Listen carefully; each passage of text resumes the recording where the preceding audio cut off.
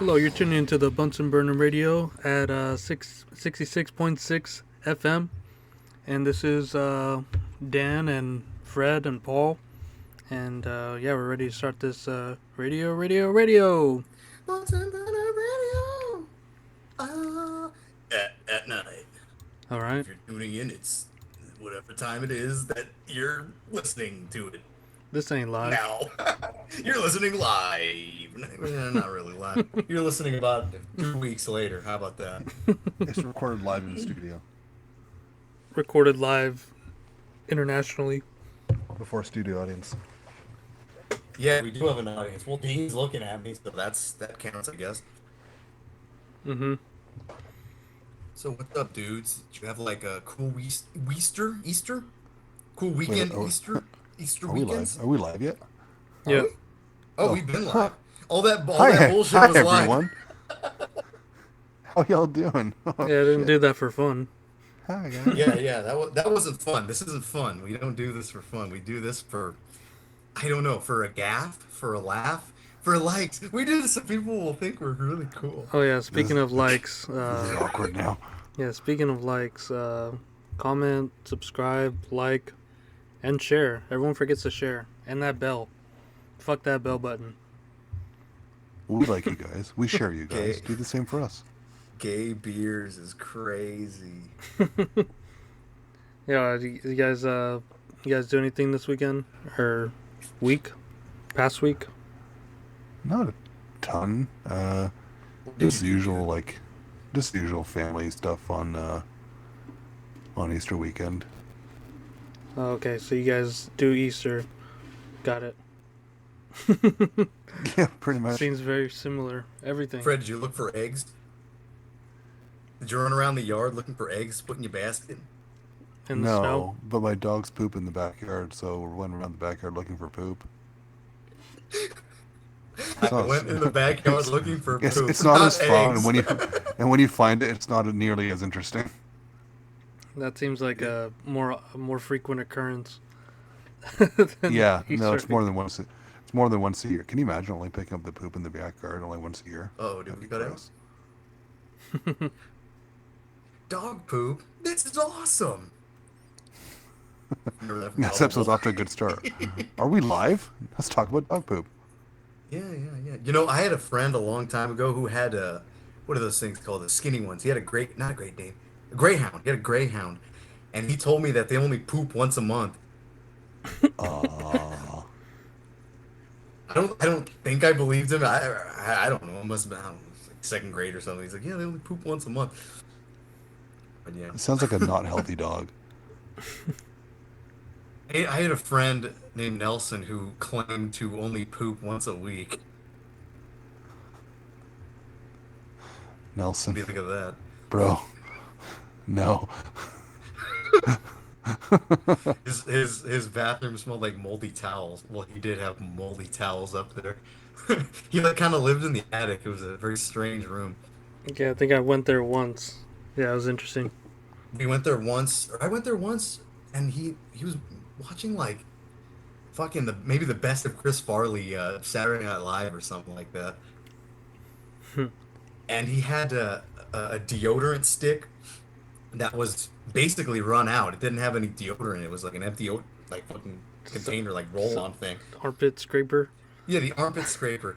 And I don't know why I did this, but his window was open and we're on like the third floor, and I fucking dropped it out the window into the bushes. He goes, dude, that's my good one. Yeah, that was the good one, I guess. Take my So strong. for a guy that poops once a week, I imagine. And has moldy towels in his bathroom. Yeah, how is this bathroom not clean? Well, it's Because he ain't. it's because he leaves the towel on the floor. Well, this is like 15 years ago, but I don't know. I think he brought that towel to Soak City one time.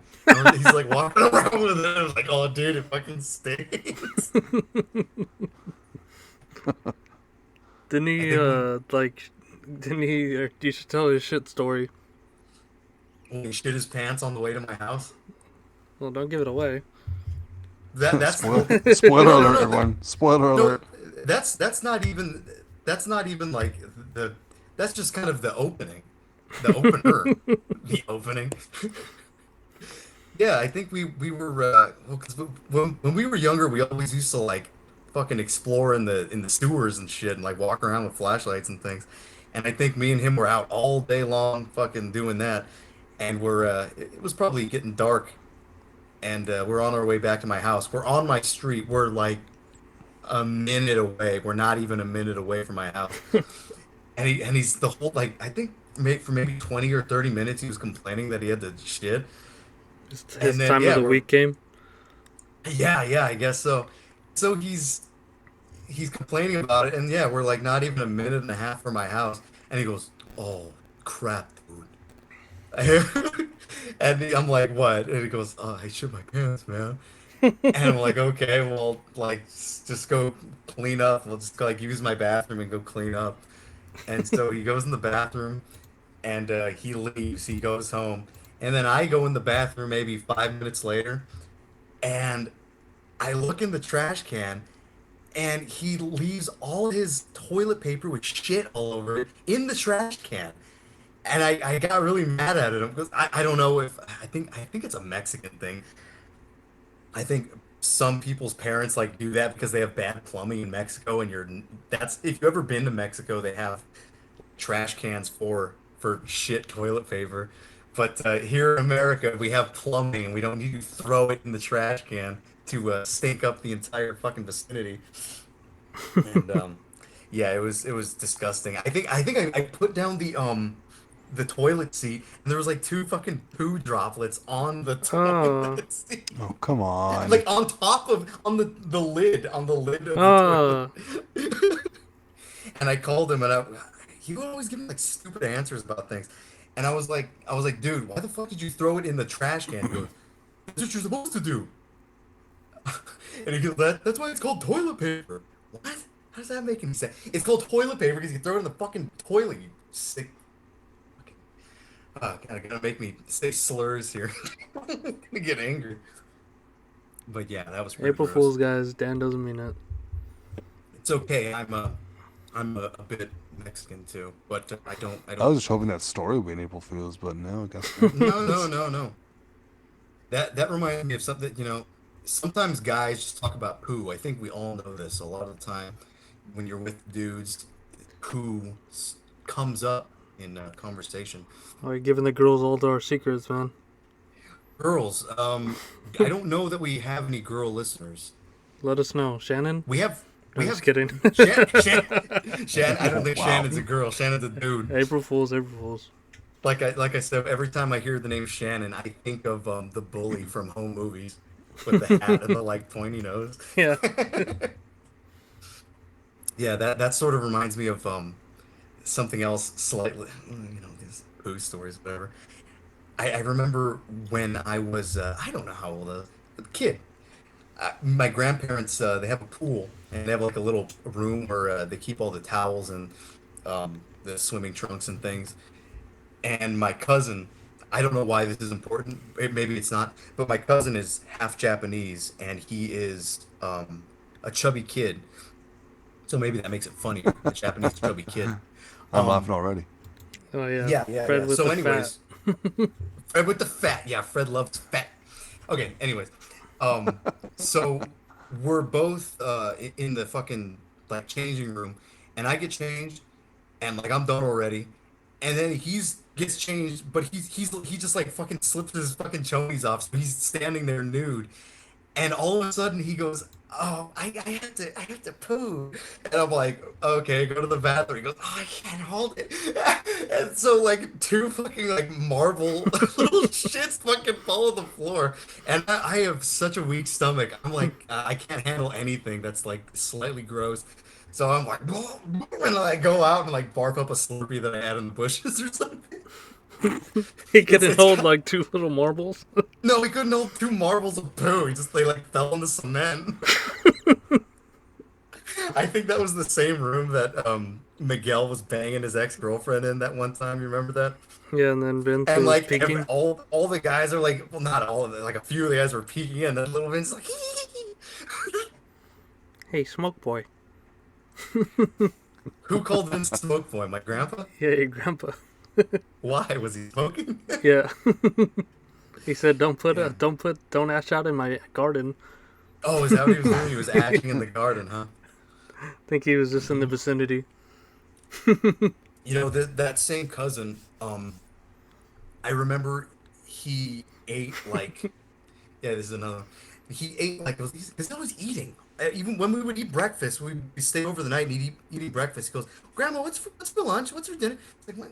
You're eating breakfast right now, man. Is that what you're focused on?" Looking forward to it. Anyways, I remember he ate an entire box of like blue fruit roll-ups, and Damn. and lo and behold, his poop was blue. And I think it scared him, and he told my grandma, he goes, "Grandma, my poop is blue." And I saw it. It was a fucking solid blue turd. It was crazy. So rolled up. Yeah, yeah, some wacky stuff. So I like fruit besides, roll-ups. you like you like fruit roll-ups? Do you like poo roll-ups? Not so much. Oh, okay, okay. Yeah, bes- What about you? yeah, What's besides that, all that Fred? shit. Yeah, besides all the poo, I guess we can get back to you know, what the flip you guys have been up to.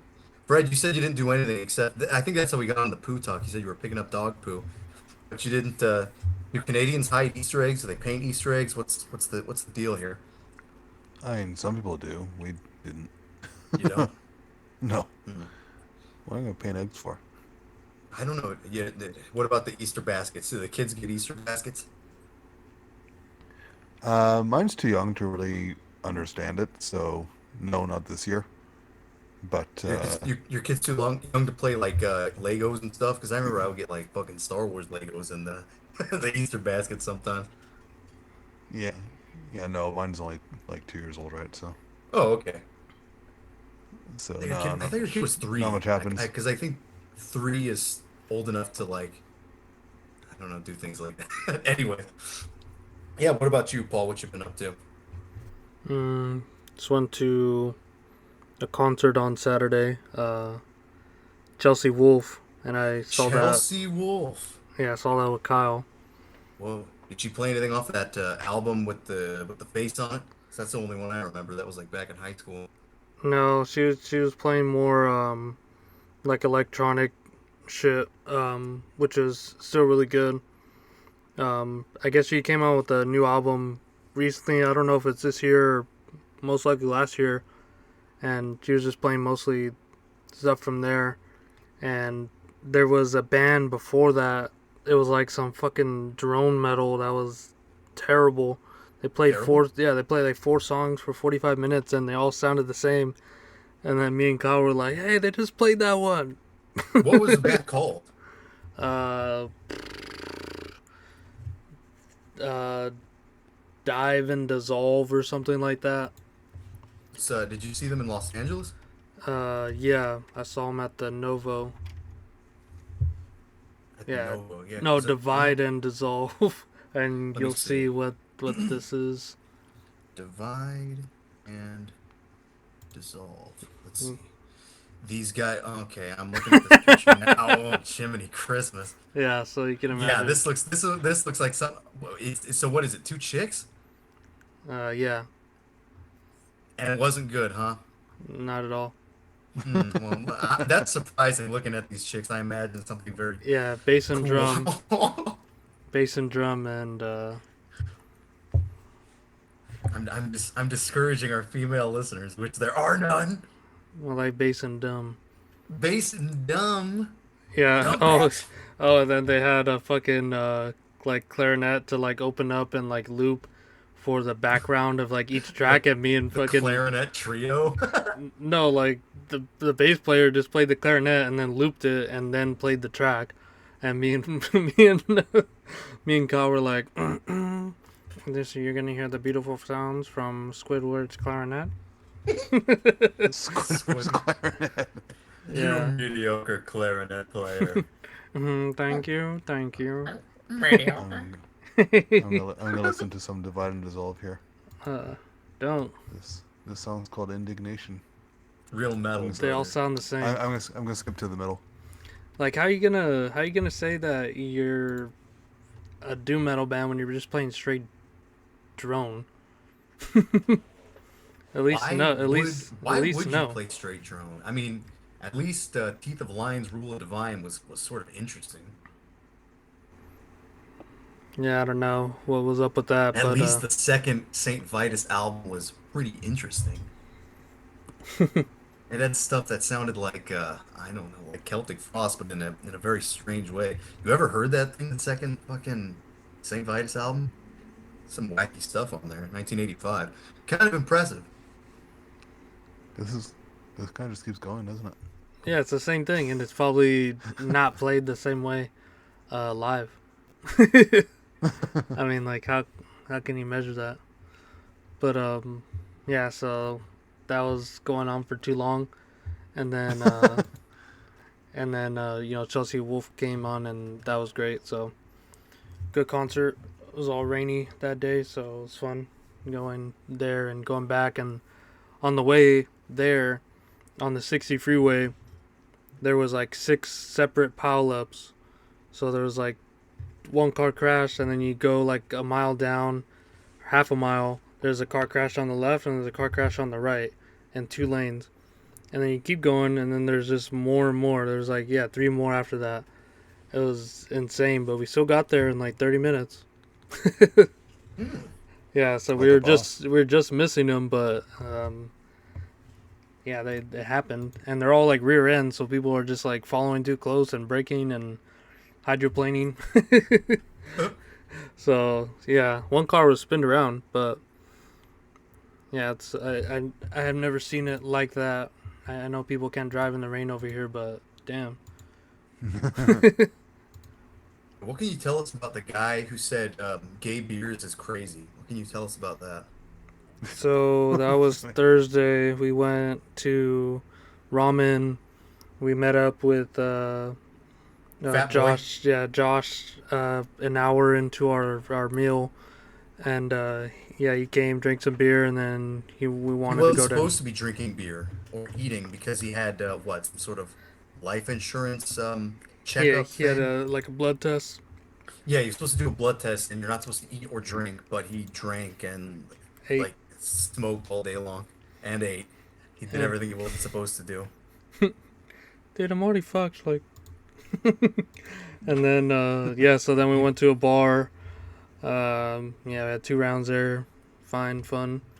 And then we were just stepping outside because we are gonna go shoot pool at another bar.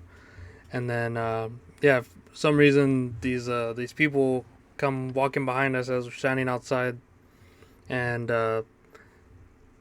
it looked like they're going in to like say what's up to Josh, or he's like saying something to Josh, and then he comes over to me, and I'm like, oh, okay, Josh's friend. So I like, said what's up, gave him a little handshake, and then it was all like they were cool, like they met up, and then he's walking in.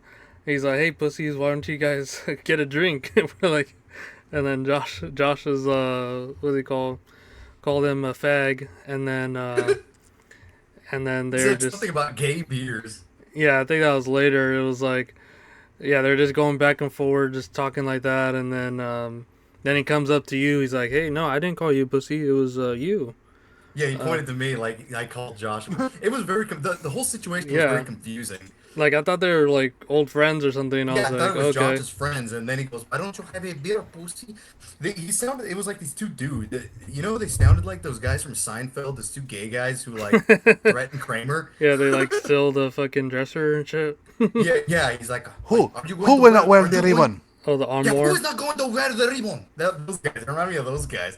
Yeah, and then And then Paul's like, "Gentlemen, could you please move it along? We're not interested." Except he didn't say it exactly like that. It was slightly more rude. yeah, and then they didn't even go into the bar that they were initially gonna go into, and No, but then the black guy was it was like a Hispanic and like a half black guy or something. And after Josh is like, "No, we're good. We don't want any gay beers." The black guy goes, he goes, "Gay beers is crazy."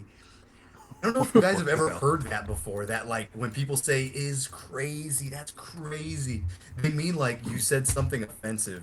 They mean like I can't believe you said that. That's crazy that you said that. That's offensive. It's like, well, you guys are being totally obnoxious. It's like, well, fuck off. Do you want Oh. Yeah, respect or do you want yeah, to? they like literally started the whole thing, but Yeah, Oh, yeah. that's Don't. crazy. yeah, yeah. We were actually talking about that in the car, like on the way to the next bar after that happened. I was like, I was trying to think, does Fred do Cleveland or does Fred do Quagmire? I'm like, I think he does both actually.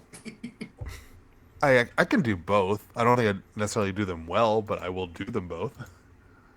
Fat man. I cannot do Stewie. That wasn't a very good Stewie, but that was just kind of like Remember stupid. Vince's friend? That Oh man, what was his name? Nick Moreno. That was his name. He was like where does he live? No, I'm just kidding. I don't know where he lives. What doesn't matter? Who gives a shit? There's a million Nick Morenos. But this guy was like what would you even call him? He was he like a he would scene kid. he was like a scene kid. He was like your average Warped Tour attendee. Yeah. And I think the first time I encountered him was in like in class or something. The first day when they had to do those icebreaker things where you like stand up and say something about yourself. He stood up and he said that his favorite band was what was that damn band called? Black Veil Brides. At the time I didn't know what that was, but yeah, that band is Bet you wish it would stayed that way. not very cool. Yeah, that band is not very cool. Speaking of that, I think somebody got him a Black Veil Bride. Like Kyle's into fucking like Black Legions and shit. But like one of his aunts got him a Black Veil Brides T-shirt Yeah, for like for Christmas. Yeah. Yeah, there you go. That's sort of like me getting the fucking Guns N' Roses T-shirt. Oh, thanks. It's the right color, right? Yep, it's Yeah, black. wrong size, wrong band. What band is this guy like? Guns N' Roses, Axl Rose. Oh, yeah. Slash is a legend. Didn't your cousin say like, oh, I think you'll like it? Yeah, he told me straight up. He's like I was trying to think. Oh, what bands would Daniel like? It's like, well, you didn't do too much thinking, now did you? And Oh, then we're I don't adventurous think right now. I don't think they have any idea what yeah, what I'm into. as he was thinking that, like the radio "Sweet Child of Mine" came on, he's like, hey. Yeah, the only band that I think we've both talked about like that we both kind of like is Volbeat. Dude, you listen to the latest Terminus, right? Yeah. I forgot who It they was reviewed, but yes, I Anahata. did. Anahata, yeah, I did listen to that. Didn't his vocals sound a bit like Volbeat? Yes, dude, I was thinking that exactly. Yeah. I I was was thinking like, Volbeat from those vocals. That's very true. no, but it was that was a good. From what I heard, I haven't checked out the album, but the samples and everything sounded good. But I was just couldn't get Seemed to, Volbeat out of my head. yeah, it seemed okay to me, I guess. And Volbeat ain't too bad. No, Volbeat. No, I kind of like Volbeat. Volbeat's not really lame, even if maybe they are a little lame. I There's can lamer still things. There's definitely lamer things, and I can find a way around it because the music itself is not so bad. But I've seen some live clips of them and their fan base. It's a little lame. I never got into them. I don't dislike them, but I never really got into them. They're Dominus, man. Come on. It is Dominus, that's right. Volume beat. If it were, I'd be listening to them more.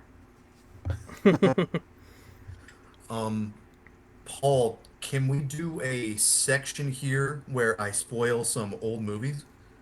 Yeah, do whatever you want. Okay. Spoiler Oh alert, yeah, everyone. Spoiler alert. spoiler alert, spoiler alert. I'm going to spoil movies from 1968 and 1972.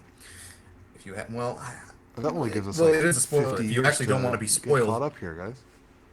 yeah, but these are movies that I'm only seeing for the first time too.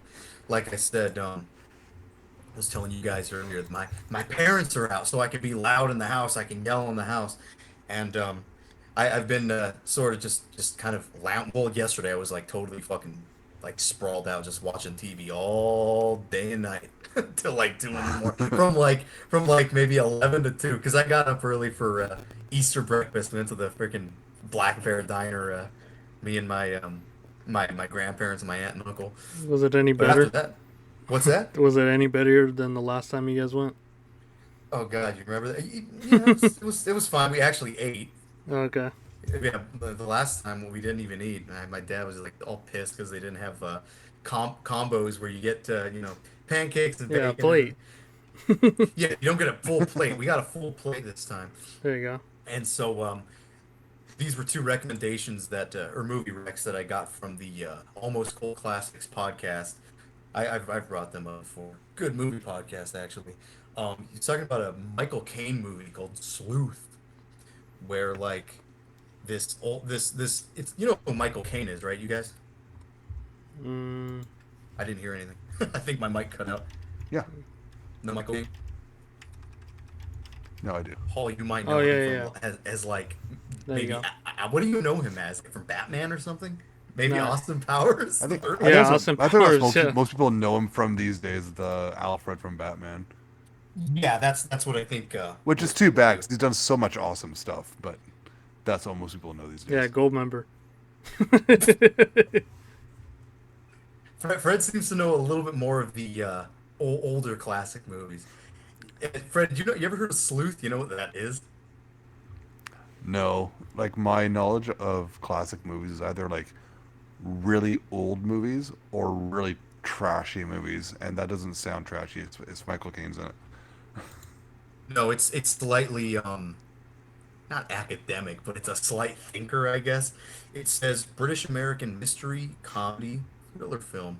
So basically, Michael Caine is seeing this dude's wife, and this old guy finds out, and he invites him over, and he goes, "Oh, you can have my wife. I don't want her. You take her off your hands, take off my hands, whatever." And so he like devises a plan to get him money so he can take the wife away. So Michael Caine will have money, and he's like, "Oh, we'll just break into my house. That we'll stage a break-in. You can steal my jewels or whatever." And so he stages the like break-in, and then he goes, all right. He goes, "Oh, the cops will believe me if I shoot you now. I had a burglar in the house." And so he shoots him, but I guess he was using like blanks or something. So all he did was like scare the shit out of Michael Caine and make him like plead for his life.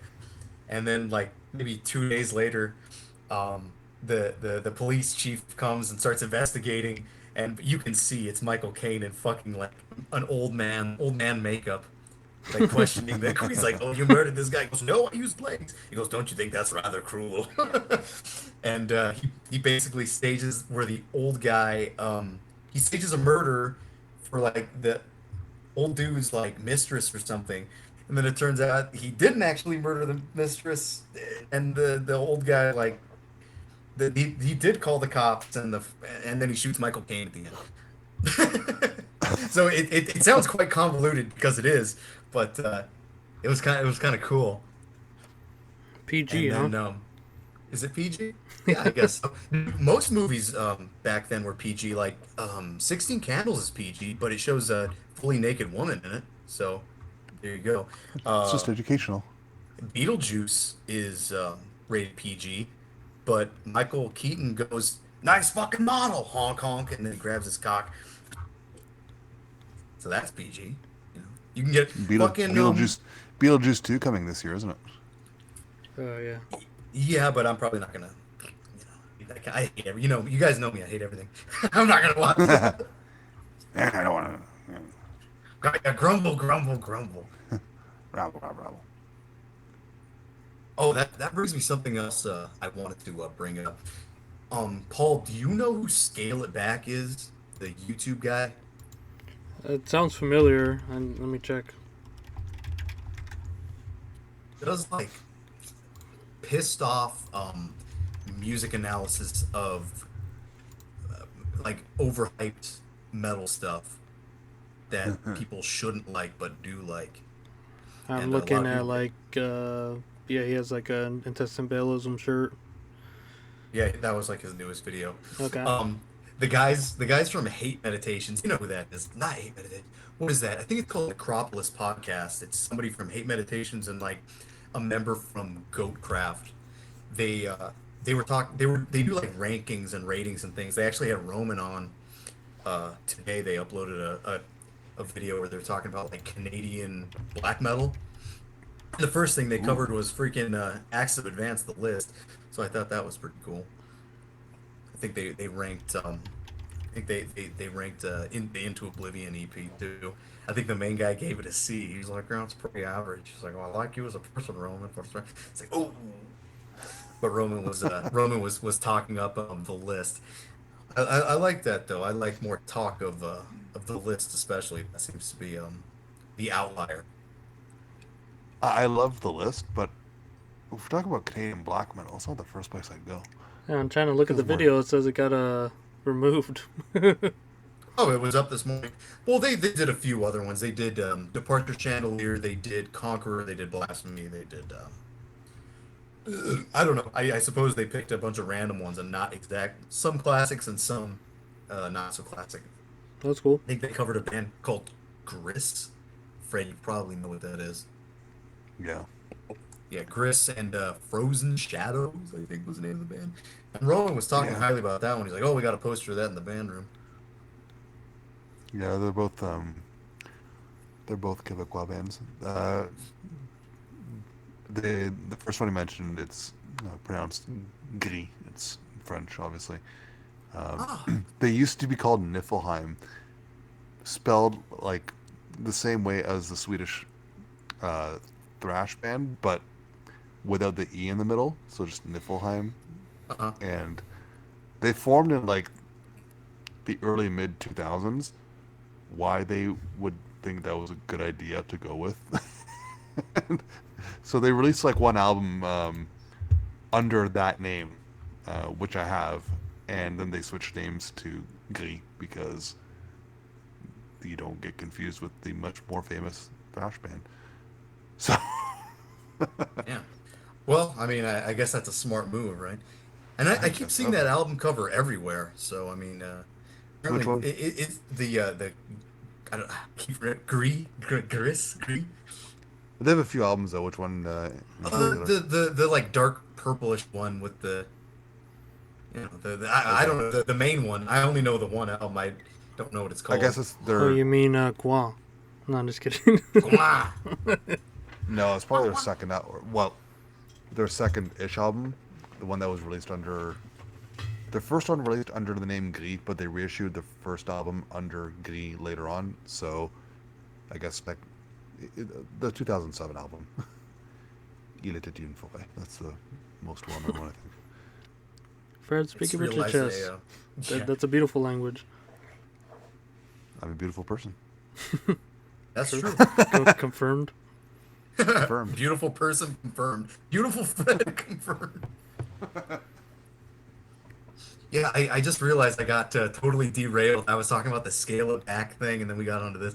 The reason I brought that up was because that same Necropolis podcast, they were doing like a rating of um, different metal YouTube kind of channels, and they were talking about this scale it back guy, and they were kind of criticizing him, saying like, "Oh, he doesn't have very good production value. It's just like him in front of the camera, and then he has, like a song in the background most of the time. It's like, oh, angry. What did they say? They said like angry old man yells at clouds or something. And for whatever reason, I like hate that kind of thing. I hate when people say that sort of thing. I don't know. It's just not funny to me. It's like, if you're gonna, that's the channel. That's exactly what it is. But he sort of seemed a little bit pissed about that scale it back guy. I was watching his like recent video, and he was getting pissed like he always does, and he's like, oh yeah, angry old man yells at clouds. He goes, you know what, that's what I do on this channel. I kind of like that he sort of acknowledged that. It's like, yeah, well, that's what he does. That's his thing. You want a very very honest reaction to bad music. This is where you get it from the scale of back fella, and he's pretty smart. He has a yeah, pretty decent channel. Pretty not even decent, pretty good. It's pretty good. Yeah, pretty good, pretty goddamn good. Did they Now I wanna go mention? to Did they the mention him? yeah. That's what they were calling him the angry old man yelling at clouds, No, I said, did they saying that mention J Dog? no, they didn't mention J Dog. How? It's like he's the elephant in the room. Yeah, he is the elephant in the room, but no, they didn't mention him. Come on. I was watching too right after I watched Sleuth. I another not really a recommendation from Kraken. almost yeah Kraken. There you go. Nice. I was watching a movie called The Party with Peter Sellers. Fred, do you know who Peter Sellers is? I do. Yes. What do you know him from? Do you know him from Doctor Strangelove or what? What do I know him from? The Pink Panther? I mean, yeah, I've seen episodes of the Pink Panther, but I wouldn't. No, I no, the Pink Panther movies. yeah, no, sorry, not episodes. The I remember, They like, I might as remember what well he be looks like. episodes, just a shitload of those movies. Yeah, there's so many of them, right? But you know what? I can't think of anything off the top of my head that he was in that I particularly like. Like I know who he is, but He was in one of our thumbnails, man. so. Yeah, well, that's actually a really good movie. That's how I know him from. The hell is it called? Being There. Yeah, that's a terrific movie. But this I'm is looking from at like his I'm looking at his movies. He was in, like I said, a couple of James Bond movies. I've seen those, but I don't remember anything about them. he has an interesting So, face.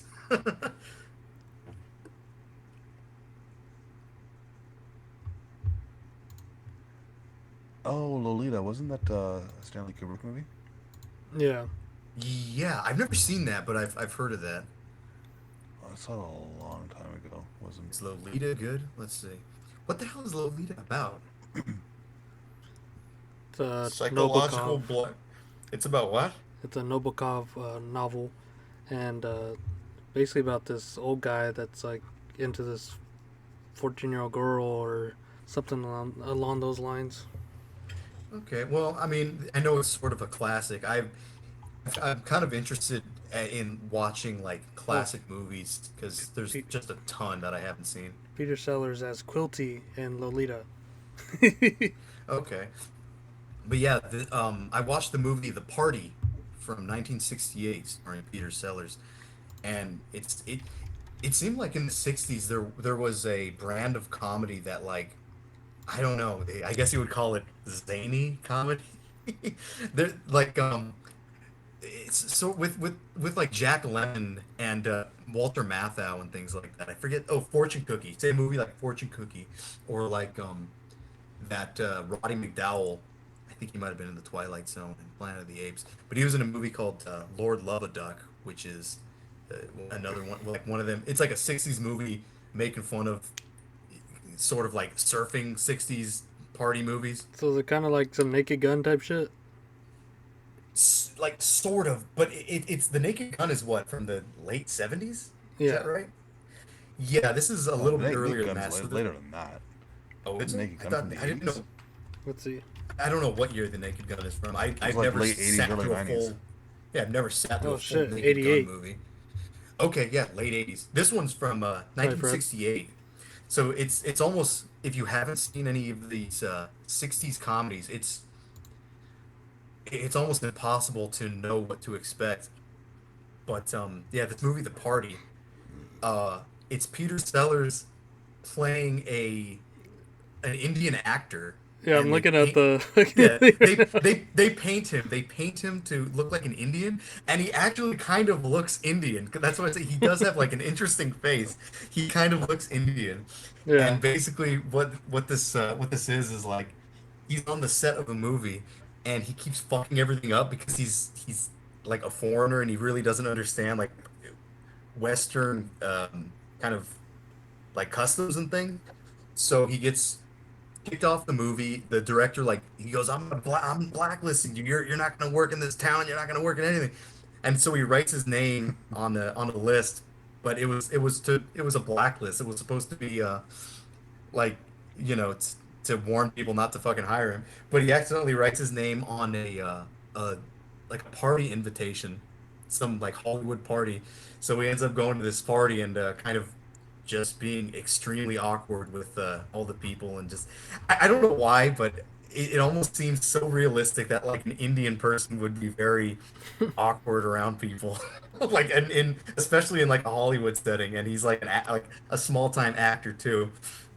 It's quite good, and there's a scene where like there's a parrot in the living room or something, and he has there's a little container and it says birdie num nums.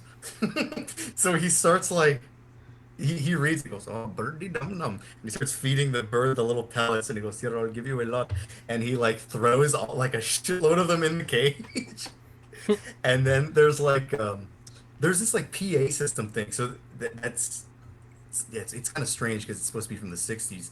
But there's this like PA system thing in this rich guy's house that controls everything. It's like a control panel thing. And he flips up one of the switches and he coughs and he sees that like it's making like sound waves, kind of like you would see a sound wave on the podcast or like on a YouTube podcast or something. Yeah. And so he starts coughing into it to see if it's gonna move. And everybody's like, it's on the PA system, so like everyone's looking around like, what the fuck is that? And he goes, num num, birdie. He just like starts saying things like birdie num num. It's pretty silly. I guess people call that like a Marmite comedy, where it's either you love it or you hate it. I've heard Freddy Got Fingered being described as that as well. Well, I'm looking I at the didn't. I trailer as you were talking about it. It looks pretty funny. it's very very strange.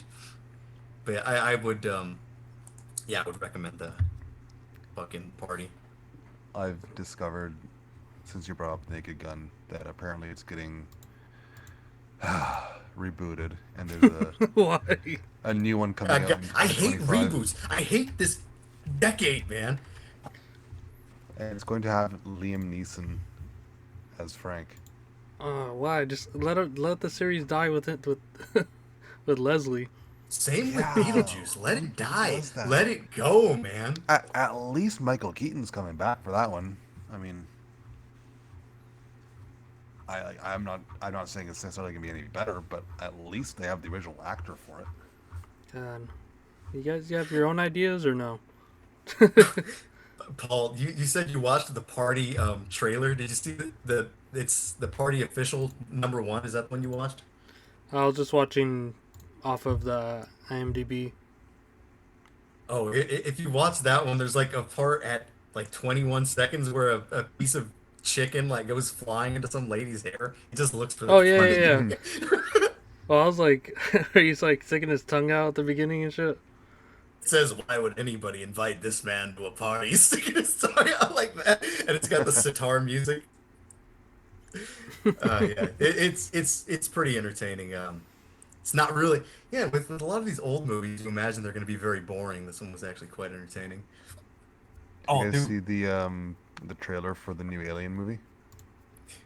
no, the last Alien Alien movie Romulus. wasn't very good. But No. did you say that's on your list? Uh, On your well, blacklist, this like don't watch it. no, like Birdie this num num. one. The trailer makes me cautiously optimistic. Like the last couple Alien movies, like Prometheus and Alien Covenant, was focusing on this like stupid backstory about the engineers and Prometheus how they're created. ruled, dude. And no, it's not for me. I thought I'm that sick. movie was fucking awesome. I'm sick of the whole android Because I'm a fucking garbage. retard.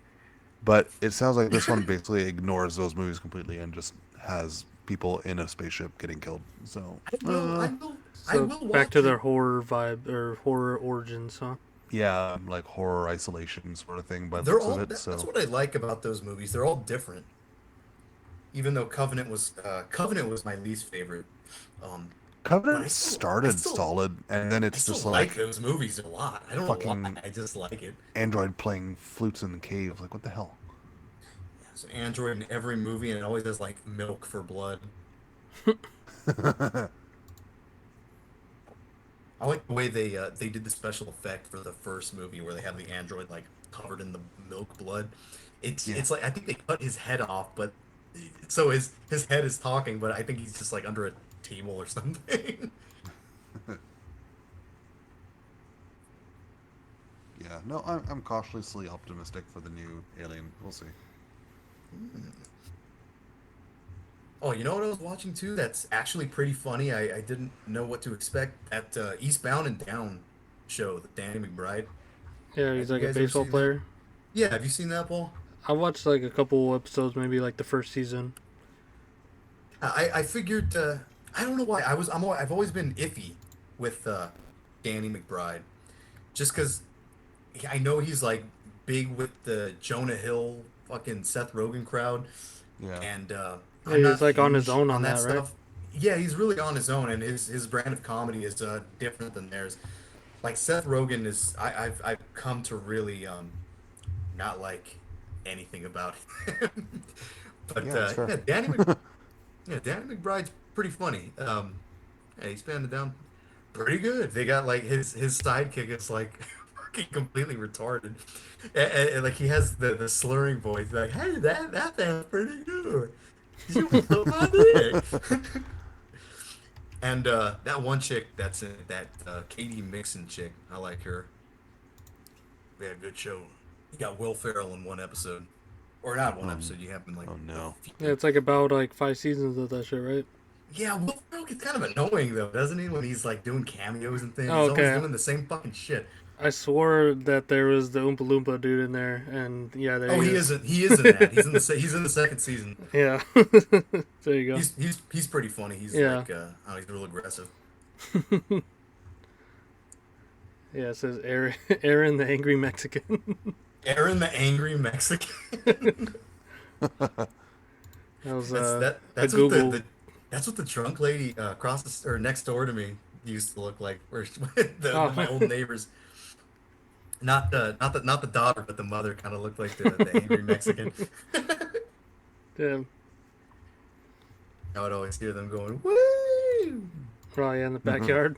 Yeah, and she was always crying and like yelling, and they would always have that one song playing that hey hey hey boo-doo-doo-doo-doo-doo, hey, hey, that stupid whatever that is. Yeah. Man, they used to piss me off, man. They would like leave and they would leave their dog alone in the backyard, but they would leave the radio on for the dog and they would leave it blasting. And the fucking room is right next to the garage. And God, they always so loud. I'm so glad they're gone.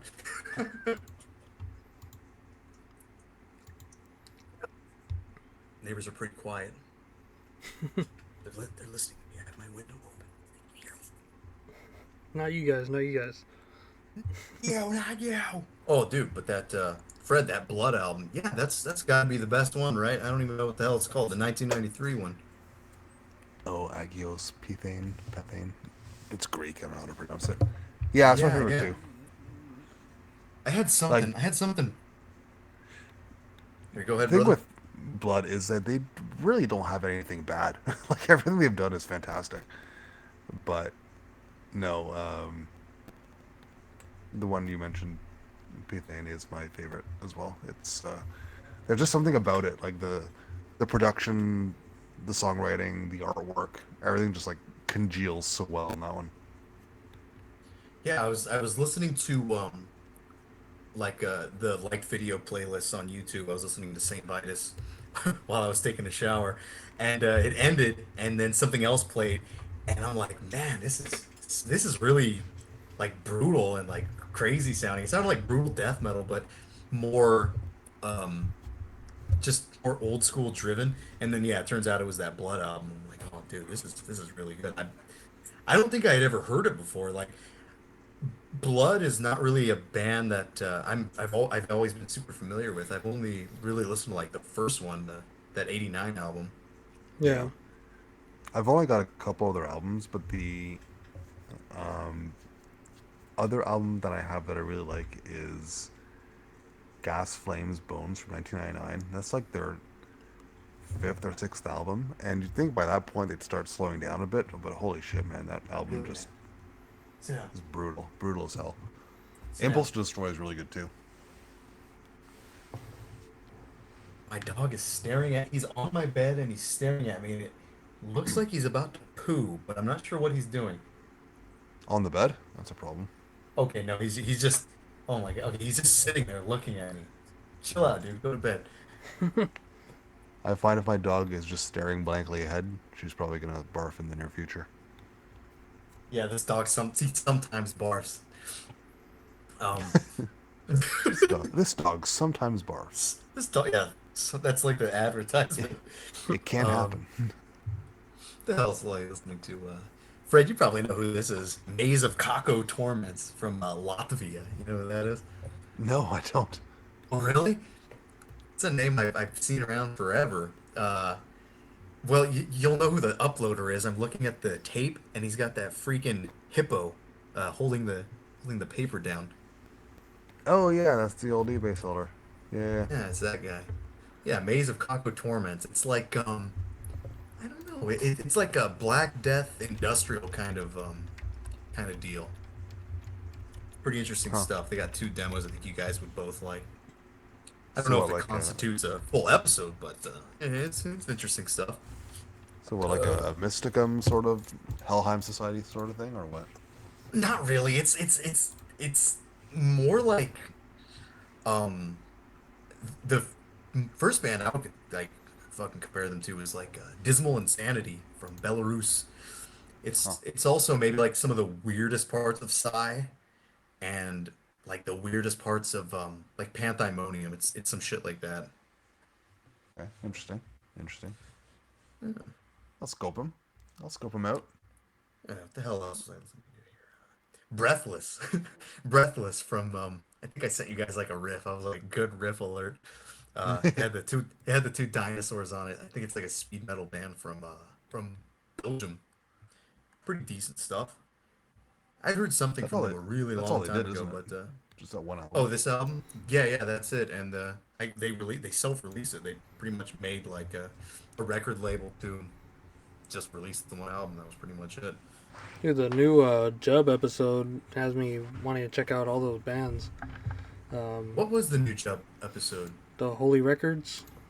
Oh, Holy Records. Yeah. Yeah, Well, he was Yearning talking about and On Thorns I Lay, and yeah. he was talking about the album that I like, Orama.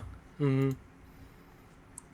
Yeah, a Yeah, couple. I think I was already familiar with most of the Holy Record stuff. I wasn't sure if I was or not, but yeah, I think during the Mist of Twilight era, um, I tried to incorporate a lot of that feeling into what we were doing. I figured there wasn't a lot of bands doing what Holy Records what was up to in the 90s. There's not a lot of bands that are doing that now, are there? Like like the early Septic Flesh and early On Thorns I Lay and who else was it? Yeah, they got like Misanthrope? Nightfall. Nightfall. Yeah, Nightfall, right. Yeah, it feels Yearning like there's too. not a whole lot of bands doing things like that these days, are there? Mm-hmm. Because they're all sort of experimental. I think Jubb kind of called them avant-garde, and I guess they are pretty avant-garde. Yeah, I feel like Horrified would have. No, is it Horrified? No, it's Horrend. No, Yeah, Horrified Horrified. Yeah, you're thinking of would Horrified, have. the Greek band. They would have fit pretty well on that Oh, label too. definitely. Yeah. I think Jubb mentioned them too. Yeah. Yeah, Like sort of the yeah, it's like kind of black metal, kind of death metal, just sort of strange Greek band, I guess. Yeah, it was kind of a weird little subsect of the Greek bands. Like Elysian Fields was kind of like that too. Yes, Elysian Fields was like that. Who else did he mention? He mentioned Tristia. who? Oh, Tristia. that's the one band I wasn't familiar with. I don't yeah, I'm still not familiar with Tristia. Yeah, I Oh, gotta check them out. he mentioned Yearning, Yeah, which I had heard that album before actually. There was one that he didn't mention that I actually like from Holy Records. I actually have the CD. Band called Serenity. Either you guys heard that? It's sort of like a mix. Let's see, where are they from? Probably from Sweden or something. Germany? No, that's not them. God, there's too many bands called Serenity. Serenity Doom Metal from the United Kingdom. This has to be them. Yeah, this is them. The 1995 album. Of course, it has butterflies on it. I've seen the cover because I looked at the Holy Records discography, but I never actually checked this out. yeah, I like their From what compilation CD. It's the Holy Bible. Breathing Demons. No, the Holy Records compilation CD. It's just called the Holy Bible, and it has like all their bands on it. Oh, okay, that's pretty cool. Yeah, from what I remember, this album sounds like a mix of it's like slow melodic death metal, but with kind of grunge vocals. It's kind of an interesting thing. Weird. Yeah, I mean, usually, you kind of, I think Job was talking about you expect the gothic kind of Christian death vocals on a lot of those things, Mm. but I feel like if you can do grunge vocals on some sort of doomy death or black metal, I think that's an interesting idea. I think it can work, and even if the vocals aren't that good, there's a way to listen around that, or sort of blend it together in the background. Yeah, first thing after that episode, I was like, damn, Mr. Twilight, new shit. But gotta wait. I don't know. Maybe one day. I don't know what the hell we're up to. I guess we got. Okay, you're going to Damien's tomorrow, right? Yeah. Okay. Yeah, I gotta sing on that freaking song, and we'll get busy. We'll start going like every week and just get this fucking CD out, because tired of waiting. Yeah. I need to invite Raph because he wants to be there for mixing and stuff, right? Yes. Yeah. Invite Raph.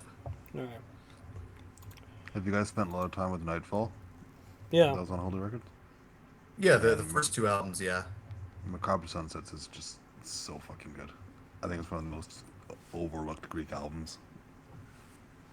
I heard that newer one too, where it's like the pirate ship with the eyeball on it or something. Oh, was it like Cassiopeia or something? Something like that. Or is Let's that the see. newer album? I don't know. I don't know much about the later stuff. I know like some of the names off the top of my head, but I couldn't tell you which one's which. Here we go. Astron Black and the 30 Tyrants. I have Uh, not heard this album. it's it's a little bit more normal melodic death metal, but it's pretty cool. They still have something interesting going on. Fred, I you don't think you you I don't already think I've knew heard who much past like heavy Lucifer Memphis. was, right? You said you saw him. Sorry, who? Lucifer. Oh yeah, yeah, they were great live. Yeah, I got into them kind of exploring the fucking Adorier album, and like some Yeah, of the members and what they were up to. Yeah, it was the first time I had ever heard Lucifer, the Dying Light of God EP. Yeah, it's good stuff. It's fucking heavy. I'd say it kind of was like Profanatica mixed with Deicide mixed with like, I don't know, something modern like Behemoth, but in a good way. yeah. No, they're solid. But the Dory album is just incredible. Yeah, I gotta check that out still. Yeah, I was listening to Yeah, that the other day.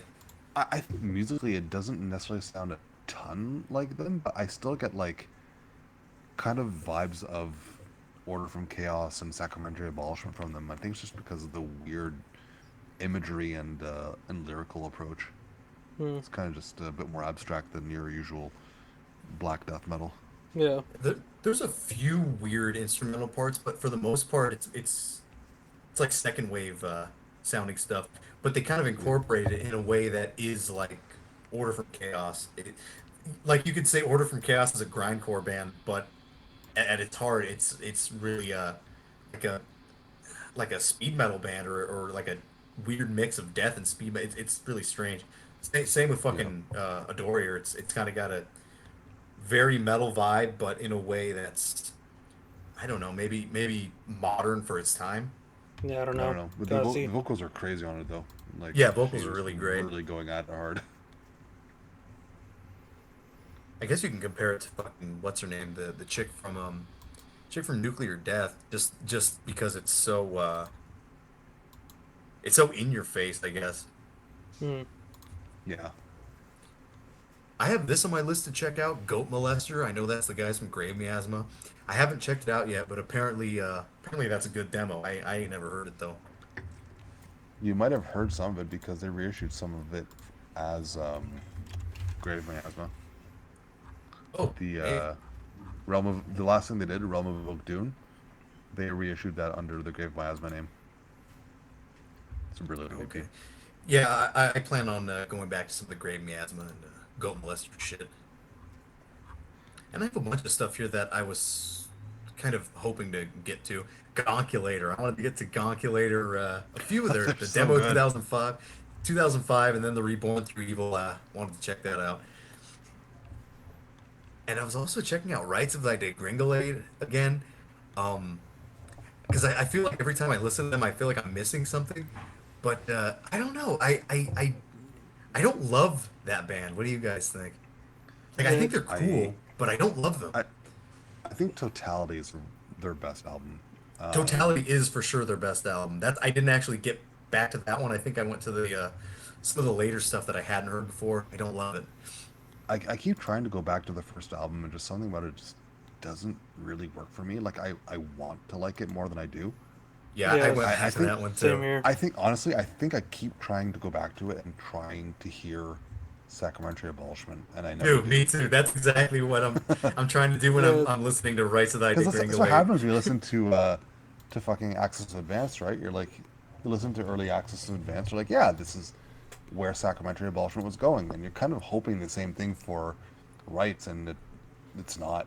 yeah. It's You just hear all the surrounding bands like Ouroboros, and like you're just looking for more of that, and then you hear something that's not quite going that direction, and it's yeah, a little bit disappointing, but I don't know. I guess I gotta separate it from what it's a part of. But I mean, that said, the production on the first album is really fucked as well. I think that kind of detracts from it quite a bit. The fucking second album, Totality, and Ode to Sin, those are considerably better, I think. Hmm. I don't know. Oh, we were going It's back to Soren though. That was that's definitely a top tier album. The Apocalypse Angel, fucking second Soren album. Yeah, even Vince liked it. Yeah, definitely a top tier thing. That's totally like thrashing Black Death, sort of speed metal in a way. Hmm. You guys check out the new Mutilation.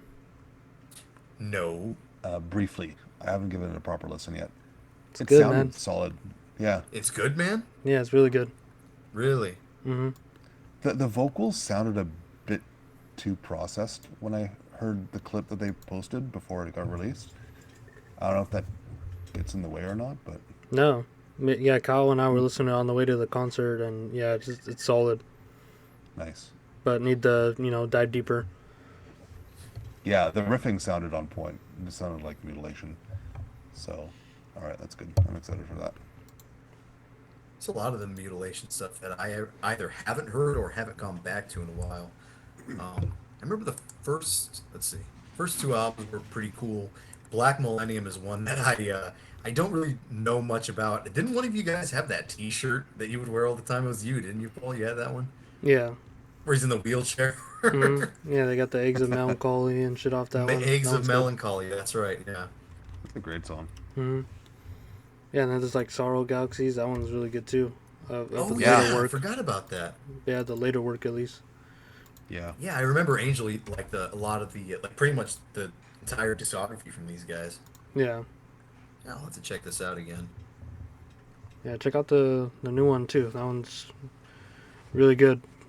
I didn't really have any like doubt, but I was met more with like a pleasant surprise of what it was doing.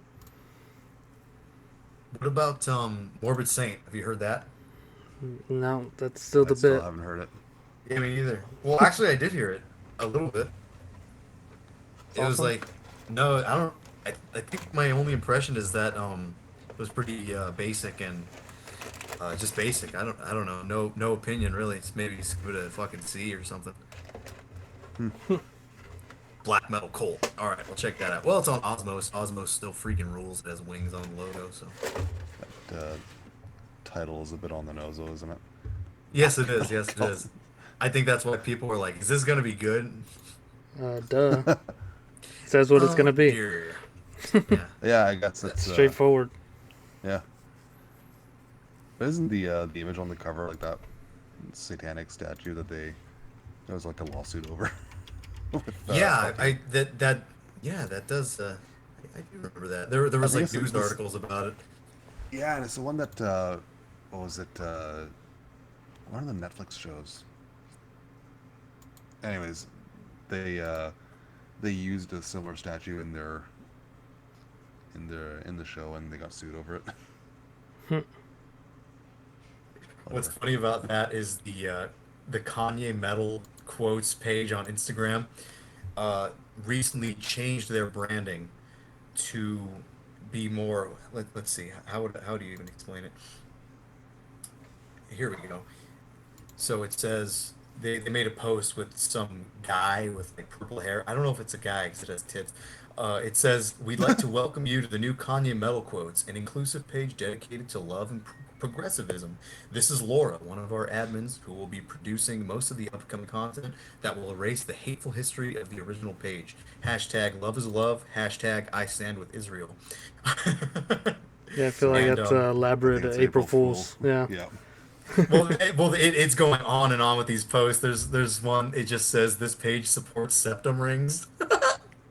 Oh God. Yeah, then you have like That I feel like I really resonate with that one. then you have like the Baphomet on there too. Yeah. Yeah, what it says, stop wearing Baphomet shirts if you don't support trans.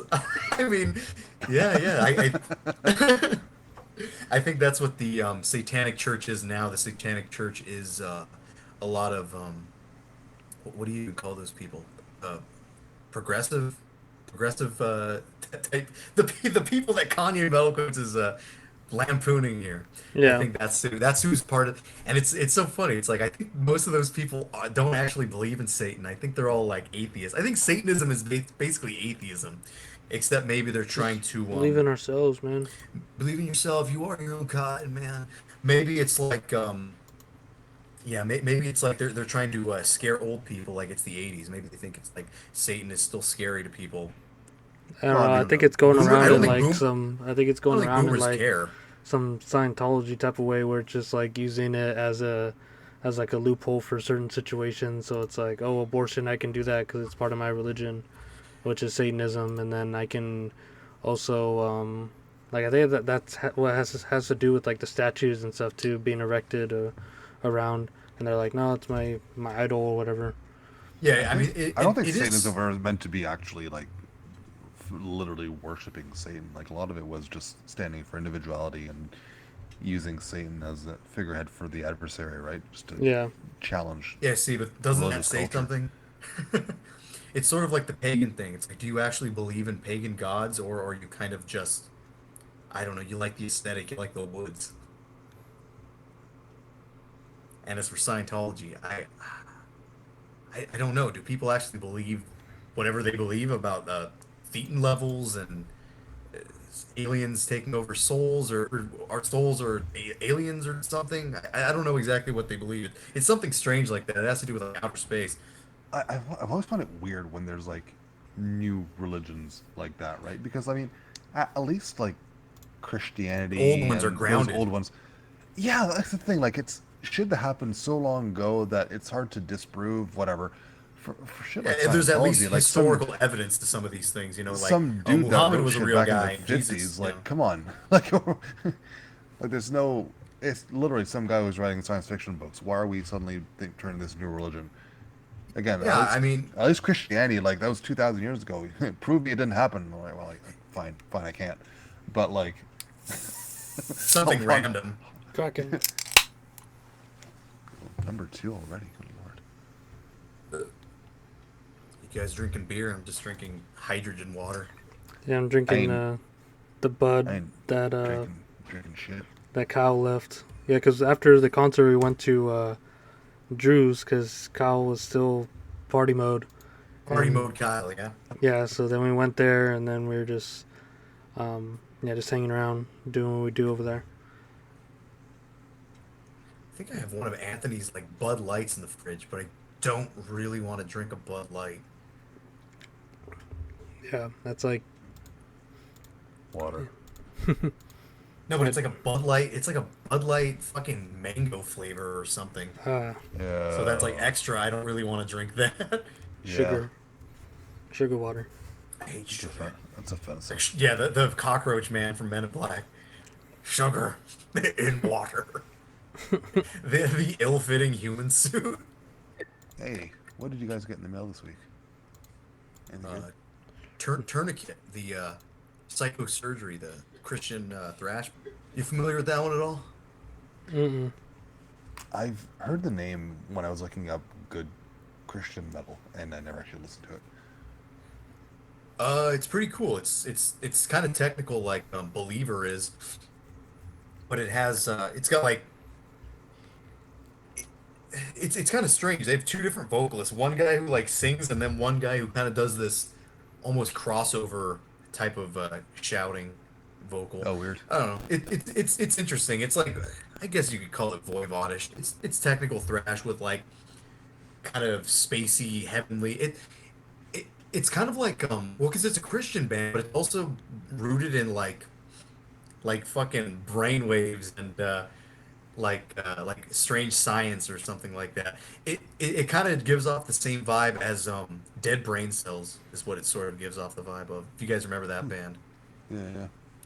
That's Yeah, interesting. sort of like that. So I got that CD, and then I thought I got a I CD mentioned today Believer. in, but it I was really liked what's Believer, that? so Believer was really good, so I might Mm-hmm. give him a check out. I think Believer fucking opened for Blasphemy or something at some point.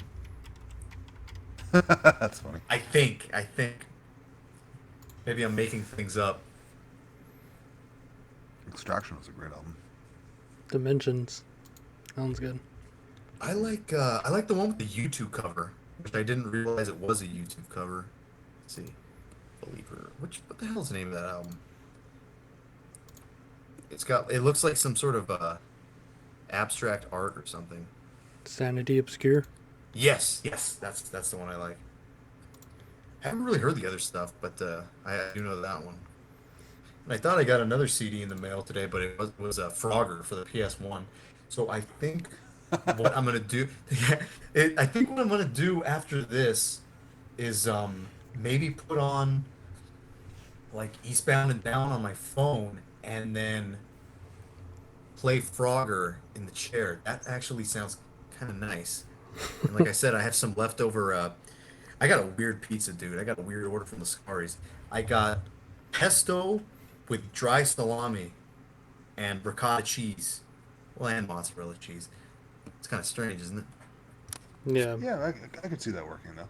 It's good. It's good though. I just came up with that combination on the fly. I'm like, you know what? I'm a cool guy. I can eat. I'm a guy who eats different types of pizzas. So yeah, I got the pizzas. I got the wings. The wings ain't bad. The buffalo wings ain't bad from the Italian place. Why am I putting on a fucking New York accent when I got the fucking when I went to the deli? Big deal. Hey, big deal. You went to the deli. Comes out natural. I guess it does come out natural. I'm a pretty okay guy. I'm a pretty slow guy. Sorry. Watch it. I'm eating it. Yeah, another Sam Hyde thing. Gotta see him. I'm smoking weed. You ever see that video where he's in his car? He's like, "Whoa, I'm smoking weed." He wants everybody to know he's smoking weed. Mm-hmm. Yeah. I think you showed me it. Paul, did you get anything? Any No. collection update? Not a fucking dime, dude. No, Dean's still looking at me, man. No, I didn't get anything. Freddie, I know you got a million things in your cart. What came in? Not a lot for me actually. I got Be right back, fellas. Got a whiz. yeah. No, I got a reissue of Considered Dead from Gorguts. Oh yeah, you said, how And- did I barely get this? Yeah, I know. Like I don't know what's taken me like fucking 20 years to get a copy of that album, but here we are. And the Worm Moon Offerings LP from Nocturnal Departure. That's it. It's a slow week for me, which is probably a good thing. I know you said you had like double the amount on your watch list. Yeah, I know. On Discogs, I always got a bunch of shit in my cart, so I'm like, You use a lot considering or looking of utilizing the fuck out of that site. Yeah, I mean that's what it's for, right? Yeah. I'm like, oh did fuck, make I a, got like 3 messages. I gotta clear those out. Did make a well. It's a fucking bizarre system. Like it messages you every time there's like a change on Mhm. something you own, and when you have like fucking 5,000 things, Oh really? you get Even on lots- things you get own? a lot of. Yeah, it's like recent changes affecting releases in your collection. It's like these two have been merged. I'm like, okay, I don't care. So you pull it off the shelf, it's like merged together. Yeah. I'm trying to press them together. It's not working. But no, made a large purchase on Discogs. We'll get to that one when we actually receive it. What's ETA? Fun one. Apparently got shipped today. It's coming from Sweden, so hopefully, I doubt it'll arrive this week, but maybe sometime next week. Nice. Yeah. So we'll cover that one in a couple weeks when it's in my hands. Just posted that stupid photo booth picture of me in the group chat. Yeah, it's his favorite. Fucking guy. Any ammunition he gets, huh? Yeah, we backed him up in the corner. Butt of every I think joke. Josh was like getting aggressive with him. He's like, "Shut up, bitch." I think I heard Vince say something at the fucking ramen place. He's like, "I'm always the butt of the joke." It's like, shut up. Well, I told him that. I said, you're always the butt of the... He's like, I know. So well now he's repeating it. Now he's like repeating it in his head. Now it's his reality. Now it's his reality. So mean. So mean. Watching my water hydronate right now. Can you guys tell that I didn't write any notes? And he had all day. What'd you do? Couch potato. No, I didn't couch potato today. I had to work all day. I had to fucking wrap a million packages. Yesterday, I did nothing. Today, I did. I went to work. Oh, Crimea River. I'm not complaining. I'm just clearing up. I'm just clearing up Paul's false accusation of being a couch potato. Fuck. All right. No, I'm just kidding. Kidding. I'm not actually mad. I'm just playing a part. This isn't real. This isn't who I really am. You want to know who I really am? Start screaming maniacally. So it's going in my head at all times. You mad, bro? I remember. Paul, do you remember that Halloween with Marissa and Destiny and when we were like going down the slides and with the fucking trays at McDonald's? Yeah. I think that was like Marissa's first time meeting all you guys, or maybe it was. I think that was her first time hanging out with everybody, and she kept complaining that she had to go home. She's like, I have to go home, and Destiny kept going, "You mad, bro? You mad, bro?" I guess that was really funny in like 2011. It was making me laugh. And I think we were in two separate cars, and I saw her like kind of giggling, and I mimicked her voice. I'm like, nah, I'm making friends. Well, Paul. I think it's our, time. 50th episode. Do it. And we're crowd pleasing or comment Yeah, we pleasing. are. We're doing a classic pick. Too underground, I guess. But so I came and I had to think. I was like, what's classic? What hasn't been talked about before on Our shows, our favorite shows. our favorite shows. And this one came up. It's a high school throwback, and Definitely. it's just sort of paradoxical because I brought on a thrash album. I know. How about The that? first Yeah, one you're in my head. Yeah, you're no longer poser Paul, the gay thrash hater. Now you're Whoa, slow down. powerful Paul, the awesome thrash appreciator. Yes. Possibly. Yeah. Yes. The Chad. Yes. Yeah. So I brought on. You guys can probably tell from the thumbnail. Rigor Mortis is self-titled from 1988 off Capitol Records, and it's like one of the most underground bands on there. You got like Exodus, Iron Maiden, Megadeth, and Alice in Chains and shit like that, and they somehow got on there, and we'll tell you about that a little bit later. And this is always just one that stuck with me thrash wise, because I went into my earlier metal days not liking any thrash, and then Dan shows me this, and yeah, it's total man thrash for sure. It's like And death thrash, but in a different sort of way. yeah, it's Yeah. not like, yeah, it's like from the guitar playing, the drumming, the bass, the whole fucking band, and the Yeah, vocals almost the especially. vocals too. No, the Yeah. vocals are like, that's what you know kept me intrigued, and they for sure had the tune skis in these songs. It wasn't going so into like death metal yet, where becomes more convoluted. There's like verse choruses going on, song structure wise, and it's just so fucking catchy, and like all the way through, it's just like relentlessly, thrashing around. And I know, Maniac. yeah, this kind of sounds like Whiplash too a bit. Mm-hmm. And then, what's it called? Yeah, this is just one that like stuck out to me, just vocal wise and guitar playing. This guy's like doing like fucking tremolo picking, not doing like the regular like triplet thrash riffing and shit like that. He's actually like he said in the documentary, like making his own style.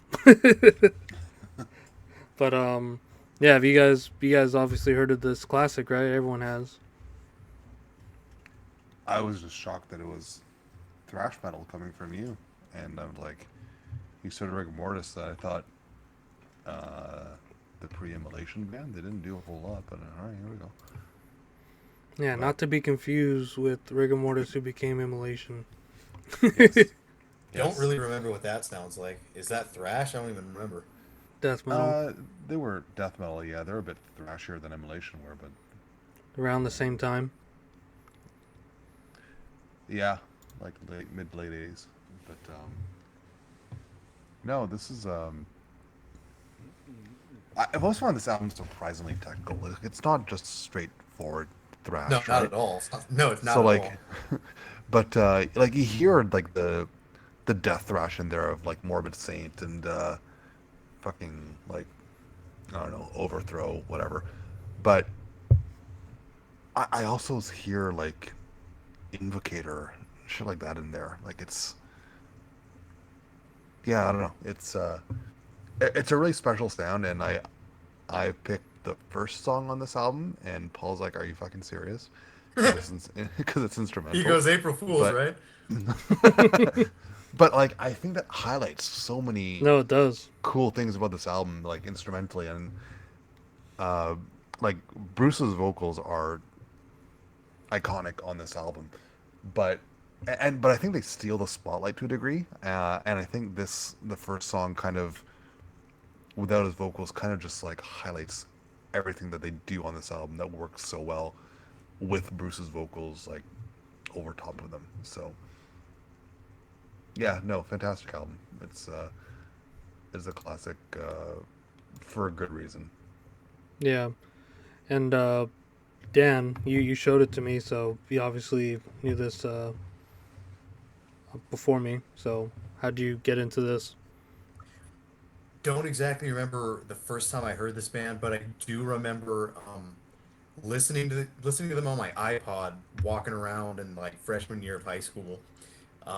Shroud of Gloom was always my favorite song because that one's like a destruction song, like super fucking sped up. It's like Oh yeah, right out the gate too.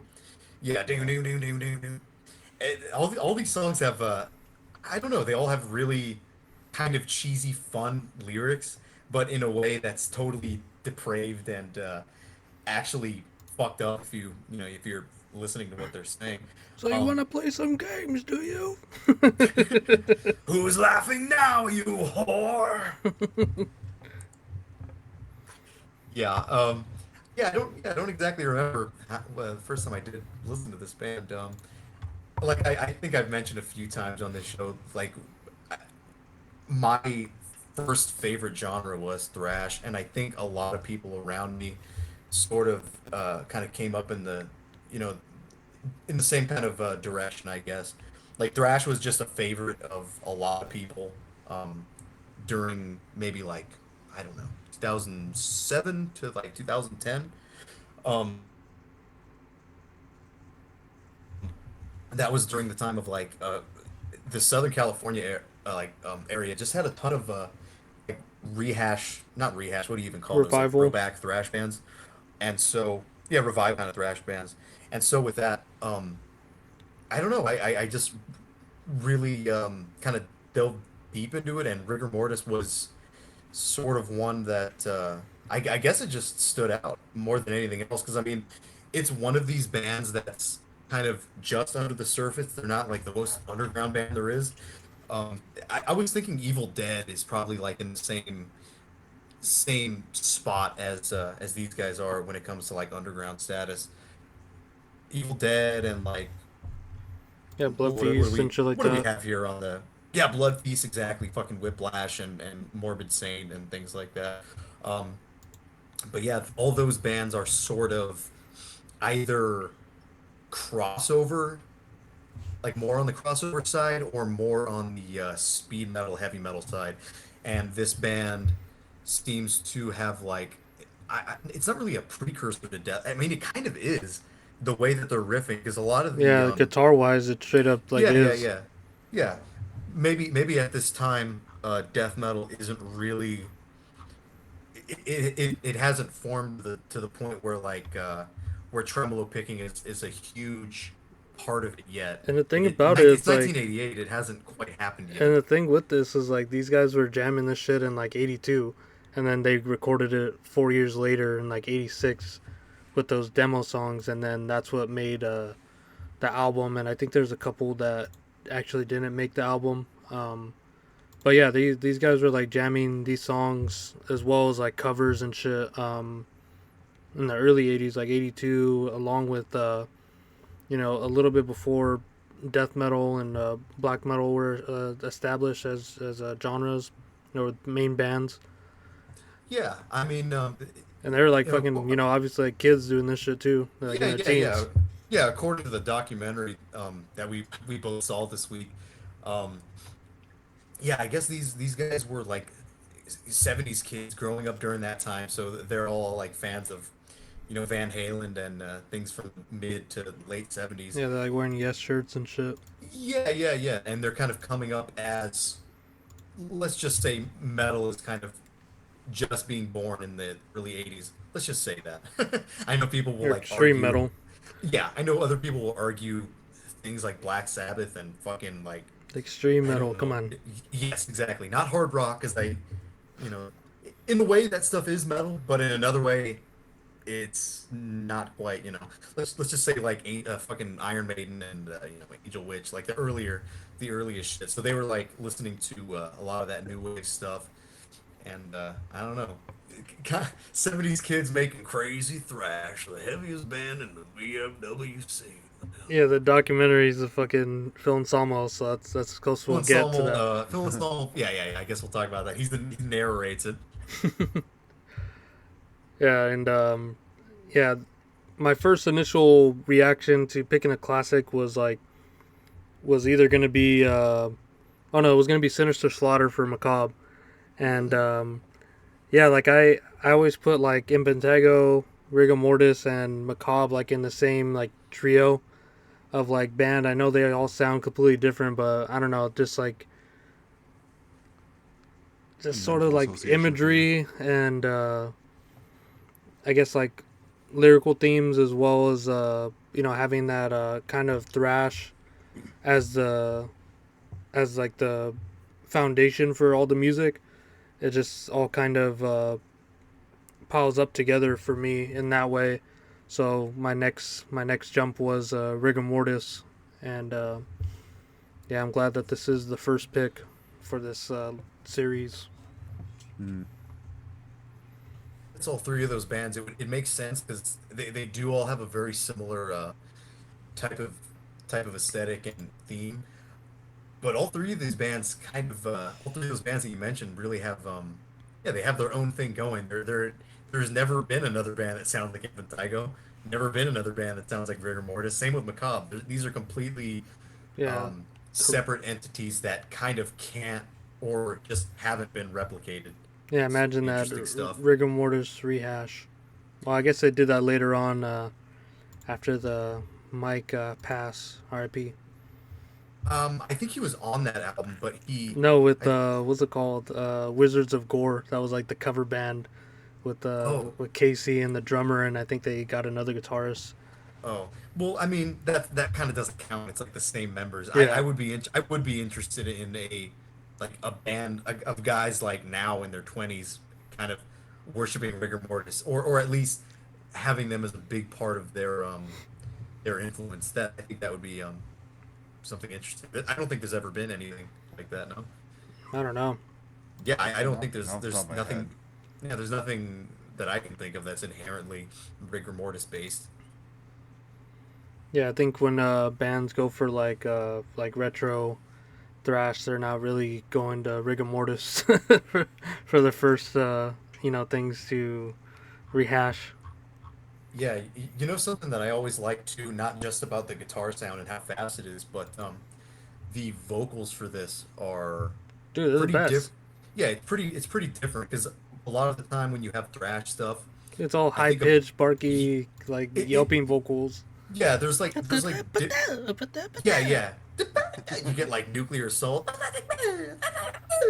or you get violence. Or even like Gamma Side too, which is like their Yeah, Gamma Side has a their little bit of their statesman. yeah. There's from Arlington, the bottom, the drum set at the bottom of Lake Arlington. Bloop, bloop, bloop, bloop, bloop, Yeah, bloop. that's the drum sinking into the lake. That's what that sound was. The vocals to that point, they almost sound like crossover at some points. Like it even reminds me of a carnivore. Do you mean the rigor mortis vocals here?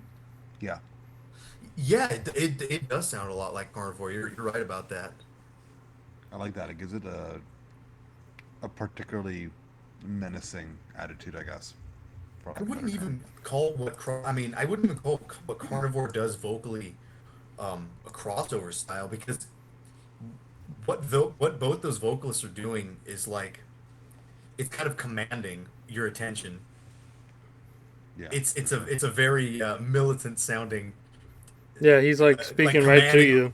Yes, he's talking right to you. It's the same thing as Carnivore. It's like but what's that song? World War Three and Four.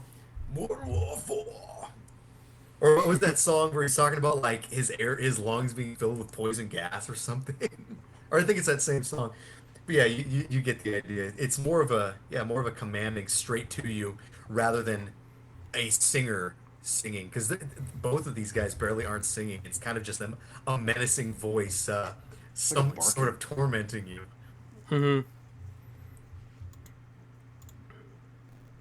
Yeah, R.I.P. Bruce. Yeah, Bruce and Mike. Yeah, apparently Mike was playing at a rigor mortis show, and during a solo, he had a heart attack. So that's fucking died Man, doing he that shit. started like that and he ended like that. Yeah, that shit's He started as a little kid going. yeah, We 2012. were. I was supposed to be involved in an interview with Bruce Corbett over the newest War Beast album at the time, Hmm. but it never happened because he was sick and passed away. Yeah, that was what 2019 or something. 17. Yeah, and the album came out in 2017, I think. So yeah, no, it's sucked. It never happened. Been cool if it did. Cooler if it I'm did. Yeah, cooler if you did. what can you do, right? I'm looking at Mike's Metal Archives page and some of his past bands. He went under the alias Ike Kroll in a band called A Thousand Homo DJs, which is an interesting name Oh, for I a band. remember those guys. What the hell is that? Is that punk? That no, that was oh, they did a cover of Black Sabbath's Supernaut. Oh, I think I've seen that Uh, YouTube video around. Yeah, they have like the purple logo, like what's it called? yeah, no, they did the Black Sabbath Master of was it Master of Reality? Yeah, yeah, yeah. They did Uh, super not as their cover. cover. But fucking Al Jurgensen from Ministry was in there, and Trent Reznor did vocals on that cover. I don't know how much of everything else he is involved in, but yeah, no, that was a weird kind of one-off band. That Yeah, didn't, they said like a ministry side project. yeah, yeah. Yeah, because he later went into ministry, and I believe the bassist went to Guar. Yeah, yeah. Casey Orr was in Guar. He was Beefcake the Mighty. He did. He was on the Carnival of Chaos album, and he had a song. He had a song where he sung. It was called "I Hate Love Songs," and I think one of the lyrics said something like, "I hate everything that feels good, like sex with you." There's some interesting.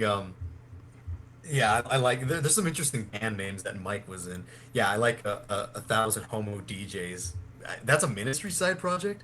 Yeah, A Yeah. thousand homo DJs is crazy. and I Um, think Check out the Black Sabbath cover though. It is a really good cover. It's very different from the original, obviously, but it's Trent Reznor on vocals for that is actually it's really really good. I was gonna say to sort of bring a connection around. The guy who produced Nine Inch Nails ended up producing their self-titled record, Rigor Mortis's, for the Capitol Records release. Oh, so that's more of the like industrial kind of connection, right? Yeah, There we have it, Yeah, I folks. see Mike was in here. Yeah, I like Mike's other band names here. What do we have? Blowhole. They have a EP called Leave It to Blowhole. Is that like Leave It to Beaver, I guess? What do we have here? Buck Satan and the 666 Shooters. The band called Kraken. Goober Smoochers, and another band called Revolting Cocks. Oh, All really? right. Yeah. And then Spectrum, which I guess is pre Rigor Mortis or something. Yeah, they were like 15 or something when they made that band. Hmm. And I like one of the connections to one of the connected bands. They were called Eruption, and I like their logo. It was like a flying V that kind of spelled out eruption as the Hmm. star. Yeah, and I suppose that kind of brings us into Fred's sample here, because when I was listening to Welcome to Your Funeral, it sort of to me this felt like their eruption. This felt like their the Van Halen eruption. This is sort of their show off guitar song kind of, or at least for Mike. Yeah, let's go into it. Let's see. Yeah, first track off the album. So we'll be right back.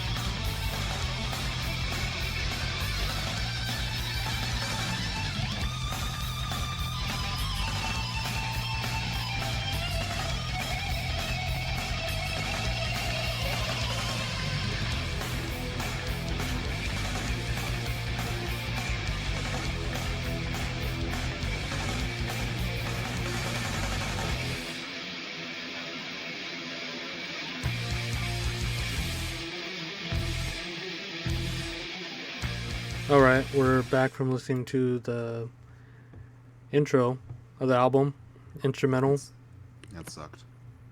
It's a classic. Yeah, I changed it up. That one ruled. Uh, that classically sucked.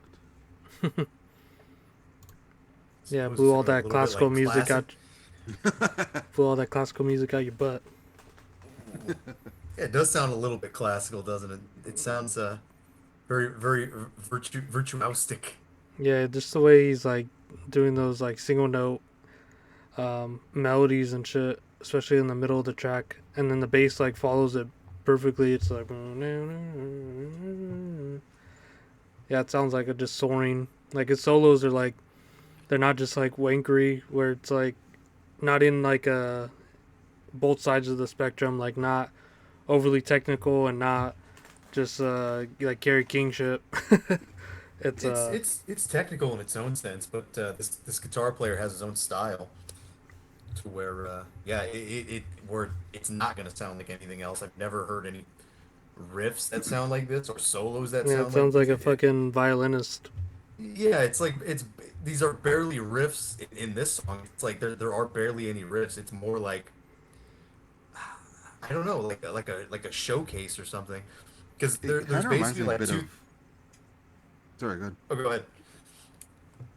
I was gonna say it kind of reminds me of some of the solos on the Hell Witch album, Suzuki Obscuracy. Kind of that high pitched, kind of noodling sound. Almost sounds Lovecraftian, but not necessarily at the same time. Yeah, I get you here. It's like barbaric, but at the same time, there's there's definitely like real raw talent in it in a Yeah, different sort of way that like makes it stand out. Yeah, but it's like I don't know. I think a huge part of why I like or like something that's stuck out to me for like thrash in general was always good solos. And yeah, this band has good solos all over the place. It's like the solos kind of mesh in with the actual riffs, so sometimes it's hard to tell where they begin and end. Yeah, it's like a just like a lead, but it's like part of the solo. Yeah, but sometimes he goes really high and it's part of the riff. It's like, the vocals are still going on during those parts. Yeah, and the it like entire thing feels like a stream of consciousness. It's like it's just telling a story start to finish. yeah, and like the whole time with the solos and stuff, you can sort of like if you listen and listen, you can catch where it's going to differ because then the guitar riffing will drop out, and then you'll just hear the bass providing the foundation of the riffs and stuff, the rhythm, and then he's just going all over the high notes, and then it'll just come back, and then they're playing the same sort of thing, and then it just goes in and out of that. But I think that might be the case in this song because, like you said, it's kind of like a showcase of like, yeah, here's Rigor Mortis. It's their eruption. But Yeah. yeah, it is like because mainly what they do here is like those those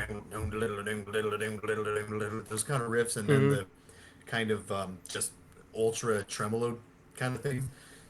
But yeah, it is kind of a showcase of like what to expect pretty much. Yeah,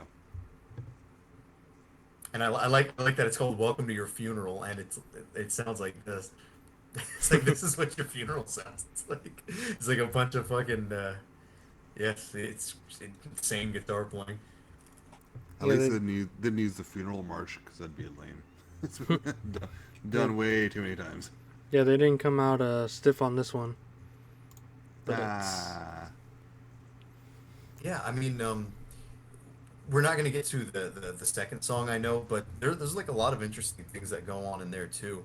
Um, that's where they first introduce the like clean guitar playing. That again, it doesn't really sound like too much. But what the second song, Demons, that was one that I actually forgotten about. Like, or maybe when I was listening to this album originally, like a long time ago, I might have just skipped that song. Like whenever I always maybe just went to my favorite songs, and Demons was one that I skipped. But now listening to it a few times over the week, it sort of does things that Metallica does. Like even that intro, it sort of reminds me of maybe like Sanitarium, or I think a lot of people say that Sanitarium was sort of ripped off from an old new wave British heavy metal band called Bleak House, uh, their Rainbow Warrior EP from like 1980. Do you guys know who Bleak House is? No. No. Oh, well, I know for sure, Paul, you'll like it. It's again, it's one of those sort of like progressive rock influenced heavy metal bands from the early 80s. I think you dig it. Hmm. Well, it says new wave heavy metal hard rock, but not in a bluesy way, more in a prog rock kind of way. And I think Metallica for sure was listening to this band. I know Metallica likes Vardis and shit like that. Yeah, even on the song Demons too, there's like there seems to be influence from fucking or things that sound like Master of Puppets, and even the way they end it too, it's sort of like the epic part was like boom ding ding ding ding ding ding ding ding ding, sort of ends like that. But yeah, maybe the chorus type guitar or something just stands out about it being very bright, sort of like Metallica is, but yeah, just kind of presented in a different way. Well, I mean, for a thrash band being put on, because these guys Oh, are kind of like underground.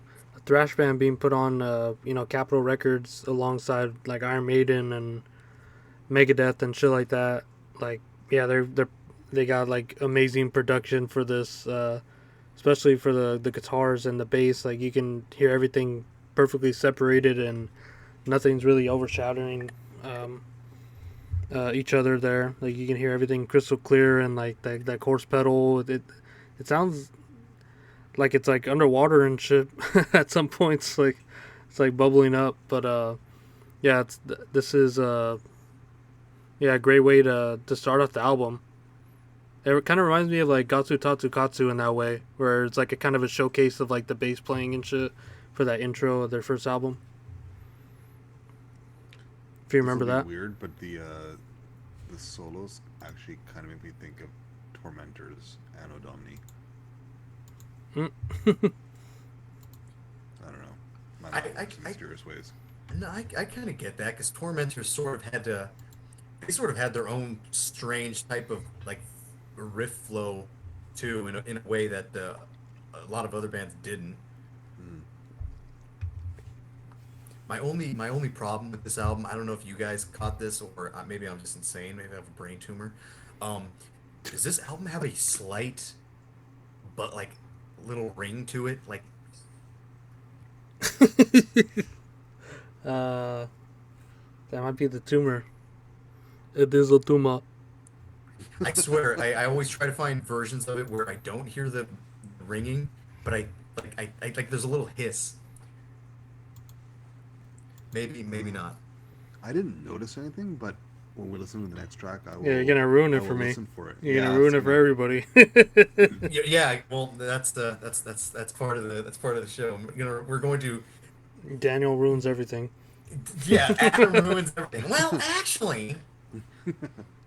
actually, everything sucks. Well, actually, No, spoiler.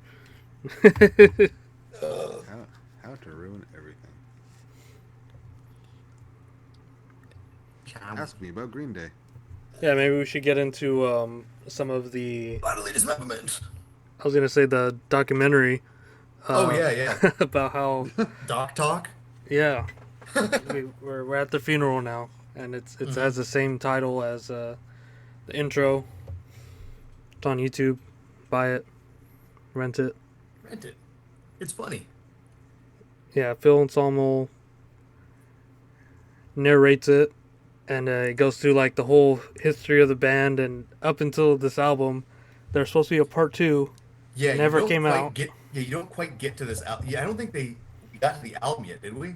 We just Like got on the to how documentary? they got the deal, Yeah. and they recorded it and playing shows and stuff, but they didn't really talk about it. It was more about that '86 demo that, yeah, they kept saying 500 copies we made, and then we got signed on Capitol Records. It's mostly about like them and their shenanigans around town and there's a little bit of Phil and Sommel talking about meeting them, and Yeah, because I guess they're from around the same parts of Glamterra at the time, and apparently there was a rivalry between them and the Rigor glam Mortis. heads and the thrash guys, I Yeah, guess. because they were like a club bands, and then and then Phil Anselmo hadn't joined the band yet, and he's like, yeah, I'm new in town, and he's at the I'm new in record store, town. and he sees these big old thrashers come in, and he's like, I tapped the fucking biggest guy on the shoulder, and I said, hey, who are you guys? So you're the bass player for Rick Morty. And he's like, yeah, who are you? He's like, well, I'm the singer of Pantera. And then Just blew into town. yeah, and I guess he's like, yeah, Casey was cool, real cool dude, cool, all cool guys. He's like, I loved Rigor Mortis, but I guess they had a sort of rivalry, and Rigor Mortis called Pantera right up when they got the deal. They're like, yeah, we got the fucking deal before you, club band and shit. Just rubbing it in their face, and yeah, these guys were uh, little like barbarian thrashers and shit. They Yeah, were they're kind of like stereotypically what most like young like metalheads like 80s want metal to be, guys. yeah, like or young Yeah. metalheads like see themselves as. I mean, they deserved the record deal far more than Pantera did. So Yeah, yeah, I went. And they're more metal. They're and more. then they were like They're more good. Yeah, they're more good. what in their teens playing this, and then I guess the singer like they before he was like getting into the band, like these guys were already all together. They Yeah, they were met. like crashing at his house, and like he sort of wanted to be in the band really bad, but he kind of like kept it down low. Like, yeah, I could do some vocals for you guys, but they never really had him Do it. as a vocalist for like a long time, and then finally. He's like, I was cool about it when they asked me, but he's like, inside, I was like jumping up and down. Yeah, I guess there was like a vocalist that was gonna play at one of their live shows, and Bruce was at one of the rehearsals without the vocalist, and he's like, I guess doing some songs, and then they heard about like, oh, you were doing vocals on that with them, and then he just didn't show up to the gig, and he had to do it right then and there,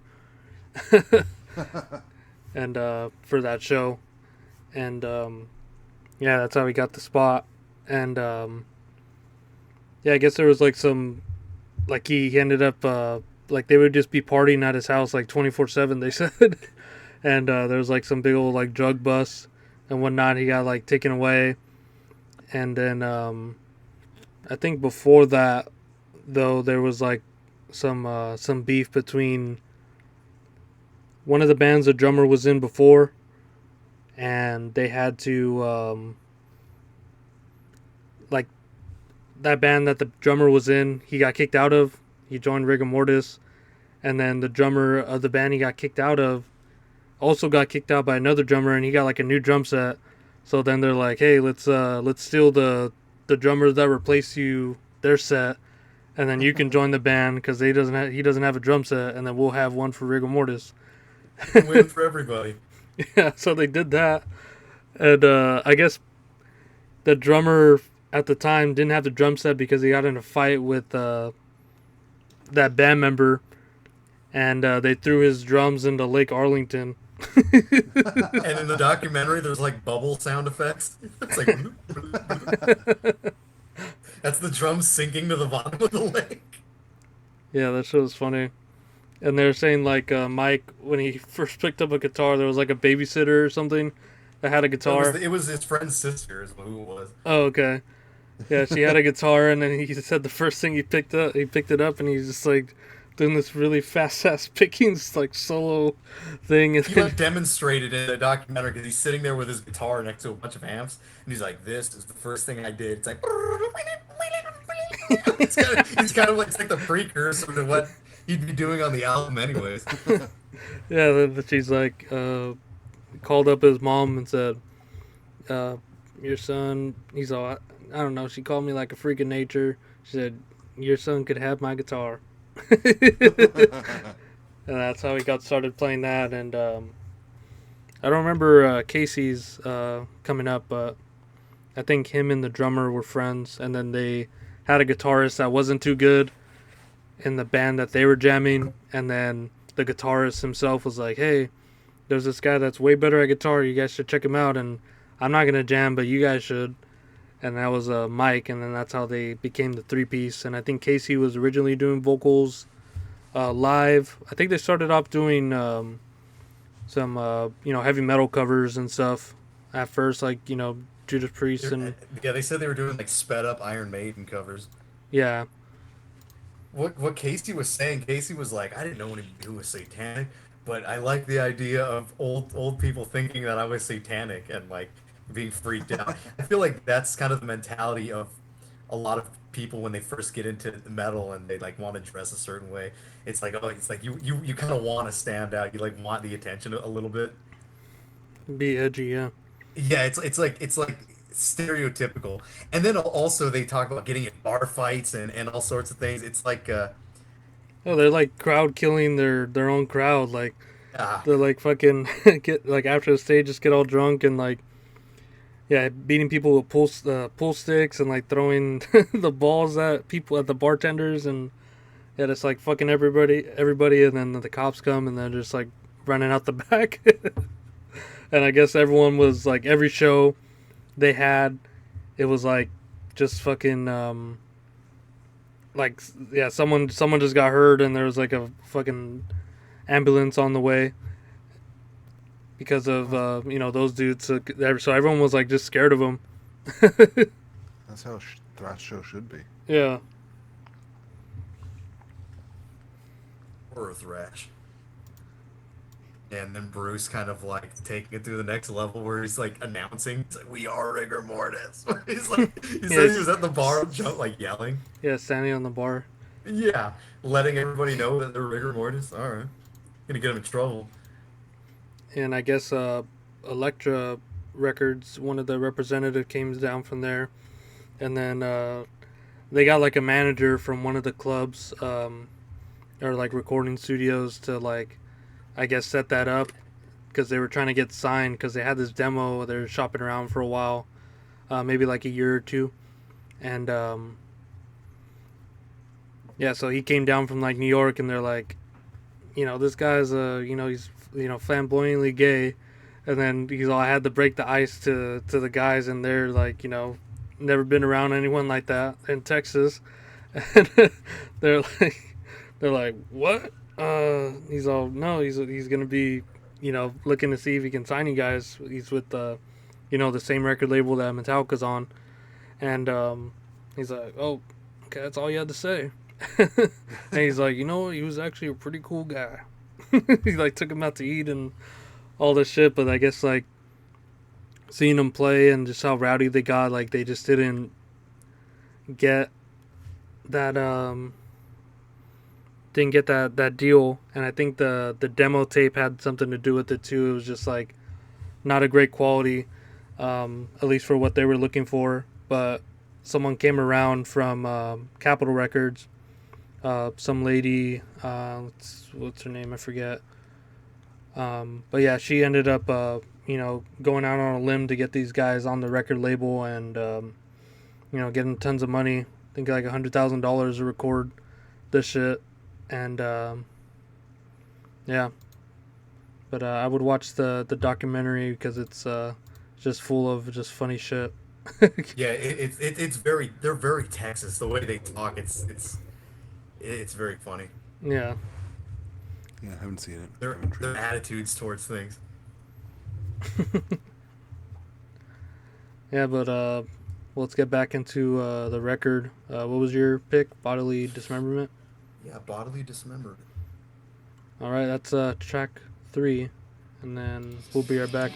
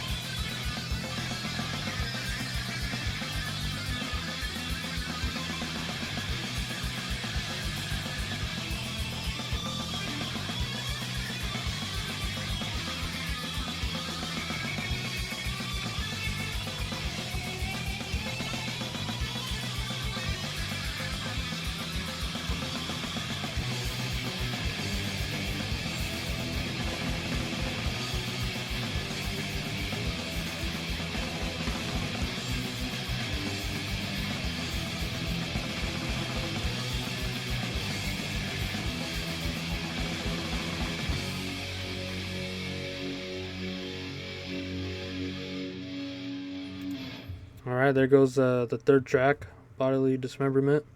Fred? Bodily dismemberment as passion increases. Yeah, I love that.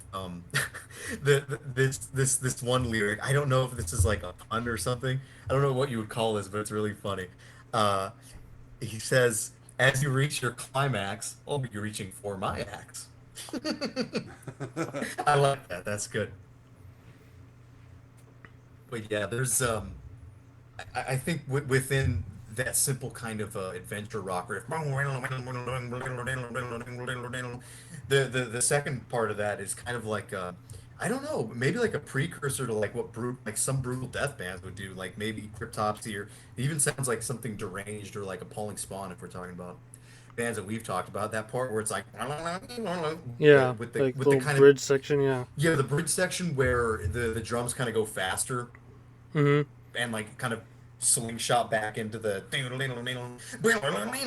where it says bodily dismemberment. It's kind of doing the same thing. It's like the guitar is saying bodily dismemberment, Yeah. basically, It says which what is it really means. cool. It means what it says. Exactly. The guitar is talking. The guitar is talking. Listen and learn. Talk to the Um, guitar. yeah. And then the other half of this, the other part of the song is basically the solo riff, which is sort of just like a really repetitive down, down, down. It's almost like it's almost like a doom metal riff, but played really fast because it's so drawn out, but it's just Yeah, it's like just tremolo. like three notes. It's three notes. It's down, down, down, but they're playing it really fast, and then the fucking solo kind of does its thing, and you got Casey kind of doing a little bit something different on the like tail end behind Yeah, he's that. like going. Yeah, like alternate picking the Yeah, higher and notes. yeah, and then when it comes back, it's like more effective. When that riff comes back, it somehow feels like even brighter or even faster, slightly. Um, but yeah, that totally either feels like a death metal riff or possibly even like it's like a few things. It's like repetitive like a black metal riff. It's sort of three notes like a doom metal riff, and then kind of the intensity of it is like a death metal riff. It's sort of an interesting thing with something that's so simplistic, which is very cool. Yeah, what'd you think of it, Fred? It's I don't know. Everything on this album is kind of just spot on, and this track is in line with the rest of them. Like, it's weird because that doesn't sound very flattering, but like, Huh? it's not a highlight to me because the entire album kind of is a highlight, if that makes any sense. Yeah. But the some of the riffing reminds me a bit of like Devastation and Dark Angel, but solid track. Um, it's weird. Like I feel like I don't have a whole lot of insight or things to say about this album just because it's good, it's solid, and they pull off this kind of aggro thrash really well. Um, and it's almost like a paragon of the genre. It's like what other bands would try to pattern this kind of music towards, right? It's kind of like you listen to early Bathory. Like, what do you say about it? It's just like every track on here is good. Everything is as it should be, and it's you play and it kicks your ass. What more do you want? It kicks your freaking butt sideways. Yeah, Yeah, but but I like think I would. it does like really let that what Dan mentioned when we were listening to the Welcome to Your Funeral. Uh, the vibrant guitar tone really does bring a lot to this album, and like the signing uh, to Capitol probably is responsible for this. Had a decent recording budget, but they did it well, right? Like it's Yeah, it it's such a wasn't just a producer. It says Dan and the and the band. So yeah they had more than you know, Dan Schneider. to do with it.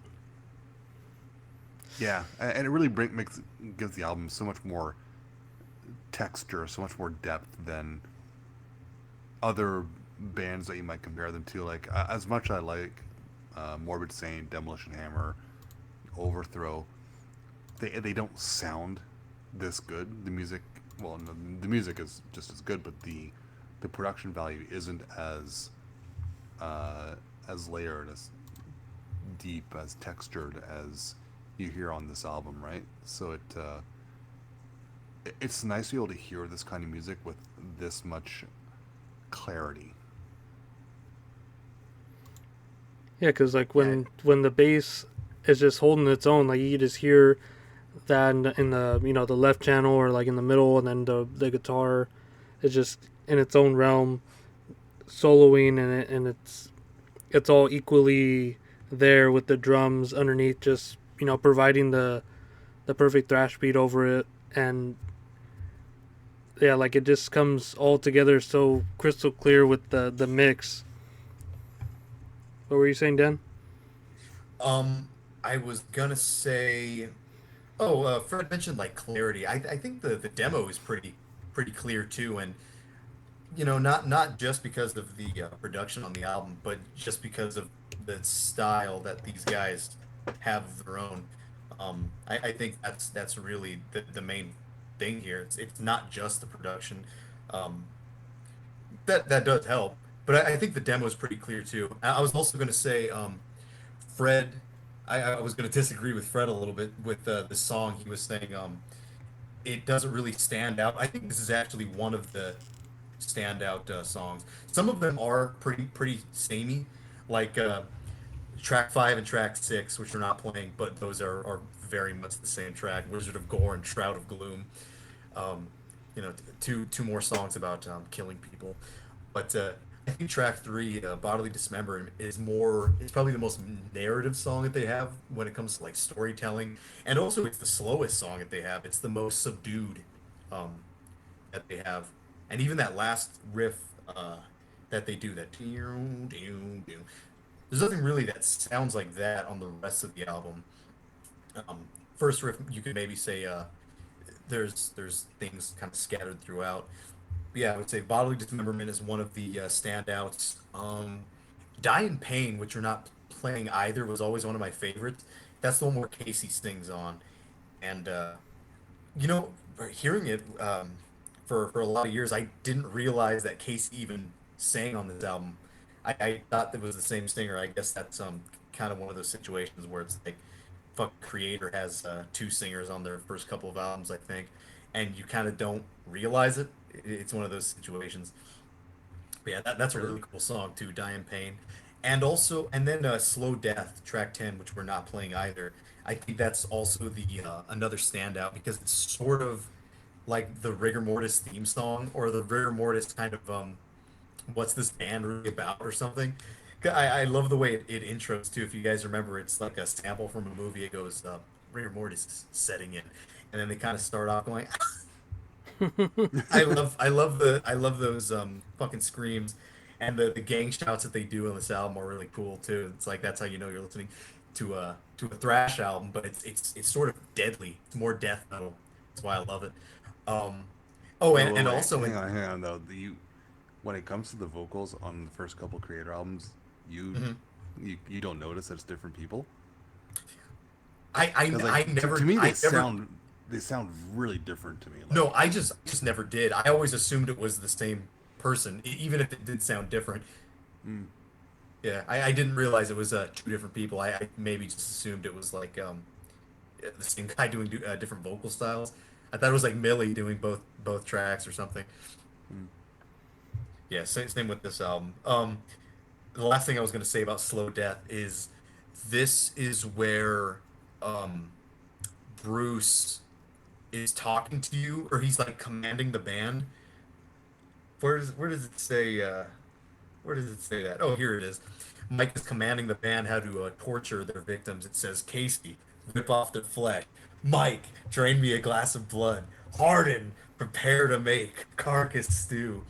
And that's really great. I think Impaled actually Yeah, they must not have. ripped it off, but they did an ode to it on their song.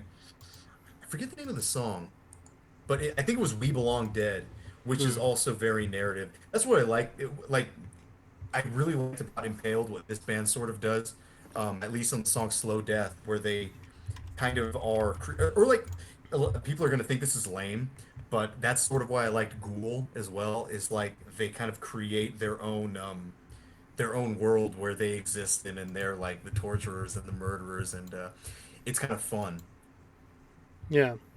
And it's fun and it's brutal and it's evil and it's cheesy, but at the same time, it's off-putting to eh, to some degree. But I think that's very I cool. see where you get that vibe, but this doesn't feel as intentional as Ghoul, right? And I think that's what No, no, is a no. bit I more just mean on the off-putting. last A track. bit It's more not really. off-putting about Ghoul, right? They kind of ham it up, and these guys are really just being themselves. Like, there's no pretending here. Yeah, there really isn't any pretending. It's like it's hammy, but they're not doing it intentionally. That's kind of yeah who they are, who they Yeah. really were, which is fucking awesome. Yeah, it's like uncompromising of like just being metal and like what these guys are writing about. Like they said they would It's a just like very watch yeah like fucking five horror movies every night, and they just like have like hundreds of lyrics about just movies. Like even the song Reanimator, they're like, yeah, this movie just came out. We just wrote fucking watched it and wrote some lyrics about it. And that's a like great movie. yeah, so there's It like is. yeah, there's like getting high and watching horror movies and writing lyrics, and I think that's what really makes this stand out at the time. I don't really know any other bands that really have that sort of aesthetic then. You know, it was like more abstract and Yeah, or like Gamma-side, environmentalism is like a fucking lyrical theme, which isn't very cool, even though I like the band. But yeah, that's kind of a lame theme. It seemed to be an '80s thing, environmentalism. yeah, because now Nobody there's like cares hundreds of anymore. bands that are like, oh, I think what's that band called? I remember I liked I don't know. Sunbather. Trash talk No, it's like a gore something. or Gore Shack. Shack. Gore Shack. Yeah, Are they there's kind of like environmentalists? that cheesy kind of death thrash stuff. Oh, okay. Yeah, and they had yeah that song Monsturbation. Gorshak was more like on the ghoul side Yeah, and more than like exactly. Frightmare and Lord Gore and Yeah, things like exactly. that, So I'm right? saying like stuff like that is about this like sort of horror movies and whatnot. Yeah. Um, you know, it became a lot more cheesier and gimmicky, whereas like Rigor Mortis was just like, this is what we like, rather than being like, Yeah, let's do a yeah. band about this. Yeah, let's be one of these funny bands that likes horror movies from the 80s, but it's 2010. Yeah, because I think the only ones that get away with it are probably Rigor Mortis and Mortician. Yep. Yep. That's about right. I would Yeah, go with that. but yeah, like this is such like a guitar driven album. Like the riffs, he's like doing triplets. He's doing like tremolo picking. He's doing like power chord sort of riffing, and it all is like not boring at all. It's just like so captivating. Like every moment of this, like from what you hear, no matter what you want to focus in on, it's all entertaining and Makes you keeps want to keeps hit. my attention. Yeah, Yeah. and it's like it it's like nothing should be off putting Yeah, they, to they, they you. had showed him. Or go ahead. I said like nothing should be off putting to you if you like metal about this. I even got a damn mascot, Mojo. That's yeah, Mojo. Yeah, they showed a few like not clips, but like pictures during the highlight reel of like what movies they were watching. I had always heard about that movie Pieces, but I haven't seen that one. That's on the list. I actually watched the Texas Chainsaw Massacre 2 because I saw it on like one of the movies that they portrayed there. I didn't like that movie very much. Have No. you guys seen that one? Hmm. Yeah. It's kind of Yeah. dumb. Yeah, kind of. But I think that band Ex Dementia, who is also one of these like horror movie type bands, that's where they have their sample from. They have a song called "The Buzz Is Back," or in Texas, "The Buzz Is Back," and like they stop in the middle of the song, and it's that dude. He goes, "What does he say? He's like, get that bitch, Leatherface, get that bitch." Man, do you want to see the worst possible rendition of this horror, um, like death thrash? Um, Look up the band VHS from Canada and look at their band photo. Okay. I I know VHS. VHS, their band photo. They are sitting down watching movies as the guy in the middle sort of looks like a bloated Dan Swano. Yeah, they got the VHSs, they got the popcorn, they got the They got the high res pick. They yeah, got their new t-shirts on. They're all clean and tidy. that's yeah. I don't know if that's metal or not, but Rigor Mortis for sure is. Yeah. Okay, all the VHS tapes on that table. No one puts tapes like that on a table. That no. Well, they're sprawled out so you can see. They're It, watching Zombie 2 I and know, they're but watching it's unnatural. I don't like it. I would have them well, stacked so there's room to put the popcorn and drinks down. Come on, guys. put them on the shelf. nah, Tubby got the tub. Tubby got the tub of popcorn. It's like Be, Patrick. No one calls me Tubby. and He then like punches SpongeBob in the and face. then Beer has the Rolling Rock. Yeah, the other Yeah, guys just beard man. yeah, the guys other guys yeah, these are just redditors. Yes, they are a little The bit. guy on When the did they left is digging start? it. I don't know what movie they're watching, but he's not digging it. Watch a good movie. Watch a funny movie. God, they have a lot of albums. That's not a good sign. Quest for the And Mighty Riff. God, that looks bad. Yeah. Oh, That they're looks from like Thunder something Bay. No wonder. Jesus. Yeah, this is like along the line. This is like dad metal. This is guys who are listening to Ailstorm still. Yeah, You know what? They're from Thunder Bay. There is nothing else to do up there. watch movies and make bad music. They're Yeah. from Lake Ontario. From Lake Ontario. They live in a boat. Rigor Mortis, what have you done? Rigor Mortis didn't do this. I don't think. I think that's more of the like. I don't know, dude. Who's the first to do? Maybe Rigor Mortis is responsible for this, but I feel like Carcass is the band that all those bands ape. They don't Nah, ape but, Rigor Mortis. yeah, but like, are they doing like horror themes? Like, Carcass wasn't, but all these bands are. yeah. So it's like, I don't know who the first kind of like horror theme band is. It seemed that there was like a big like a birth of that like in the after 2000s. It seemed like there was a birth of that right when we were in high school. It seemed like all that was a huge thing. I will say I do like Frightmare though. I think they're pretty good out of this slew of bands that were sort of poo-pooing a little bit. I always felt like Exorcist Nightmare Theater was kind of horror movie based, but I don't know. I think that's just horror based in general. Maybe not horror movie, but that's a great album. That Exorcist. Oh yeah, for sure. I don't know if we had talked about that before. Oh, you know what's a good one? Actually, Ex Dementia. They're actually a I good had one. just mentioned that one with the Texas Chainsaw Massacre fucking sample. Yeah, Yeah, that Ex Dementia is quite good. They do it differently though. It's hard to explain. They're like more simplistic, but at the same time more like more brutal than most of these bands, and they also don't sound anything like Carcass, so that's yeah, probably a plus too. yeah. The Red Mass is a really good album, or at least from when I last checked it out. And then Yeah, EP.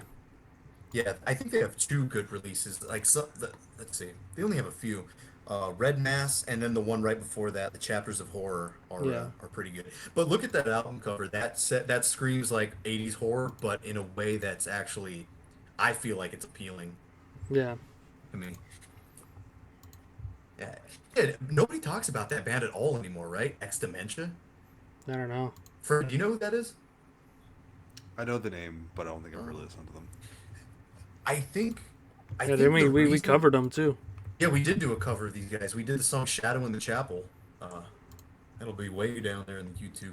Yeah, and then Um, they did that song after the Basket Case yeah, Belial the movie. Basket Case. Yeah, that's a good song too. Yeah, that's a fun movie. I think we found out about X Dementia because Chris from Autopsy was wearing one of their T-shirts, I believe, and I think that's that's how we discovered him, right? Yeah, it sounds right. Yeah. Yeah, so he was a fan of them. Oh, they're a newer band. Okay. Yeah. This kind of reminds me of oh,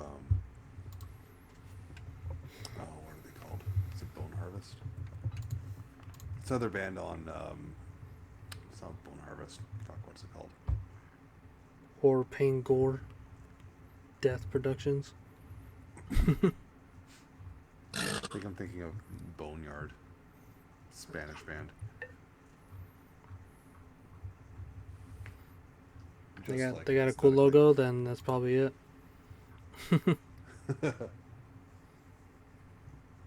No, like Boneyard's just pure, straight up carcass worship, but you know, with the aesthetic of old zombie movies. Hmm. So yeah, no, they're nothing special, but that first album is one I have, Fear of a Zombie Planet. It's you throw it on, it's you might not remember anything you hear afterwards, but it's fun while you listen to it. Yeah, fun death metal. Yeah, Fun, fun death grind. Yeah, kind of like Ghoul, I guess. I still think Ghoul had some cool stuff. I know. I feel like that's a hot take nowadays. I feel like Ghoul is like you're supposed to hate it or something. Yeah, Why? They're same with fun. Impaled too. Yeah. Why hate him? Impaled was good. Like their riffs are good. You know, think of what Well, you we came will. for the dead, and I mean, throw that on any time, and it's fun. Like, again, I'm not gonna put it on a top 10 list any time, but sometimes you just want something that's kind of mindless and just fun to listen to, and It's that's not even that mindless though. Like their riffs are pretty. I feel like the Impaled stuff is pretty high brained if you actually listen to the riffing. Yeah, it's like It's melodic I don't death know metal gold Impaled too well. grind. it's Let's talk interesting. about Ghoul. Oh, Ghoul. Yeah, Ghoul is more. Ghoul is a little bit lesser, Well, it but is And I think, thrash. like, when I say mindless, I don't necessarily mean like their riffs are like not that Yeah, it's just like turn your interesting. brain It's off, just enjoy it. look, yeah, pretty if you much, guys right? want Like the if you guys want when a you have that kind of cool, aesthetic of just like zombie movie sort of thing, like it's not music you have to think about really hard, right? And that's what's kind of nice about them. Yeah, they got tune skis. you want a cool Ghoul song, check out track 8 Cool, off Maniacs. cool Ghoul. Ghoul, that's right. Check out the track Mechanized Death. It has like 3 or 4 different vocal styles within it, and it's kind of a narrative part of the album. It's cool, man. And then at the end, of course, they have a fucking cover of a cover. It's a Louis Armstrong cover. What a Wonderful World, but it's the guitar cover that fucking Joey Ramone did, probably in the '80s or something. It's funny. It's silly. Yeah, Razorback. What do you guys think of Exhumed? I mean, natural tangent from Ghoul, but First album is pretty great. They have what songs do they have on there? Limb from Limb. They have I'm trying to Yeah, remember what limb they from have. fucking limb. Yeah. Limb from fucking limb. Well, they say it like 6 times, and I remember we were joking. We're like, "What is he tearing apart an ant or something?" man, from them. Man. Let's see. Yeah, gore metal. Open What do the they have on Abscess is gore a great metal? track. Open the abscess. Yeah. Casket Crusher was really good. Yeah. Got your go. Yeah. Yeah, yeah, that album's terrific. What else do they have here? Solid Um, Call was a lot of fun. Yeah, this is J Dog territory. This is J Dog territory. Slaughter Cult, I've heard it maybe once or twice. I remember it being pretty damn good. Yeah. Can't speak about it too much. And then Anatomy is Destiny. Don't know much about it, but everybody seems to know the song.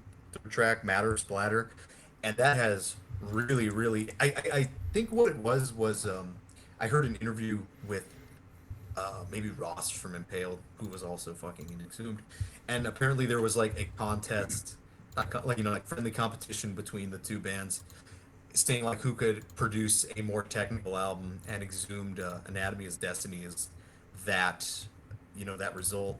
But yeah, that track 3, Matter Splatter, is a fucking, the guitar work on there is fucking crazy. I remember like trying to learn, or actually learning some riffs on like tablatures, and dude, it's hard. It's really fucking difficult to play, and it's pretty creative. So, yeah, I'll give them that. I'll give Matt Harvey that. I don't know think about you're the really. Death Worship band though. I forget what they're even called. Yeah. Gruesome. Yeah, not that great. His old thrash band was cool though. I did like Decapitator from 1999, like one of the I earliest think thrash throwback things. I think Gruesome's again fun. Savage Uh, Land was a fun album, especially the title track. But I they have the same problem as Death as they start kind of following Death's evolution. I kind of start losing interest. Like Twisted Prayers didn't do much for me. Also, the cover which, pissed me off because it's like that cover with a preacher at the uh-huh. podium and a bunch of like corpses in prayer poses in the pews, but they're all facing you, so they're actually sitting backwards on the pews, and that doesn't work for me. Yeah, I think Jubb was talking about Gruesome, saying like, they're kind of going, they're going, doing exactly what fucking Death did. They're like doing the Leprosy Worship album. They're doing this. They're doing that. He was saying like, what's gonna happen when they get to like Symbolic, because that'd be an interesting one to kind of ape, just because it is a Yeah. pretty interesting album. I know people don't like that one that much. I always thought Crystal Mountain was a pretty cool song though. Well, I liked it. Darn it. No, but I mean, like for Gruesome, Savage Land, and No. Dimensions of Horror, no zero originality. I mean, they're straight up worship, and they don't hide that. But it's if you've listened to the Death albums you like, and you need more, I mean, they'll do it. They'll I've fill only that spot for you. I've only listened to the Lord of all fevers and plagues. Yeah, Zaga, yeah, Deswa. Well, let's get back to some original shit. No. So, yeah, Rigor Mortis. Who? I think I'm gonna do something crazy. It's a classic episode. Let's Yeah. do another song. Uh-huh. I kind of want to do Wizards of Gore because it has that sick ass intro. Yeah, it's a weird intro. It's like medieval sounding. Yeah, so that's how they usually started off their live shows too. They'd start off with the Wizards of Gore. It's a great way to start. So I'm gonna pick that one, and then my original pick will come later. So let's listen to the fifth track, Wizards of Gore, and we'll be right back.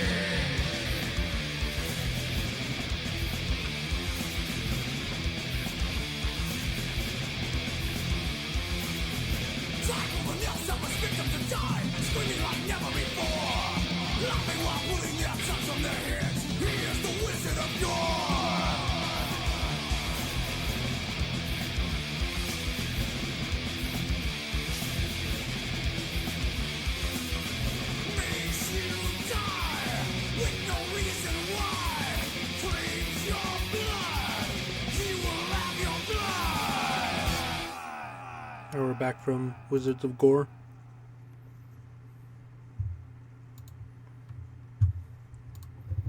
Boys are speechless after that one. That one has a much more death metal vibe to it, I find, especially in the vocals.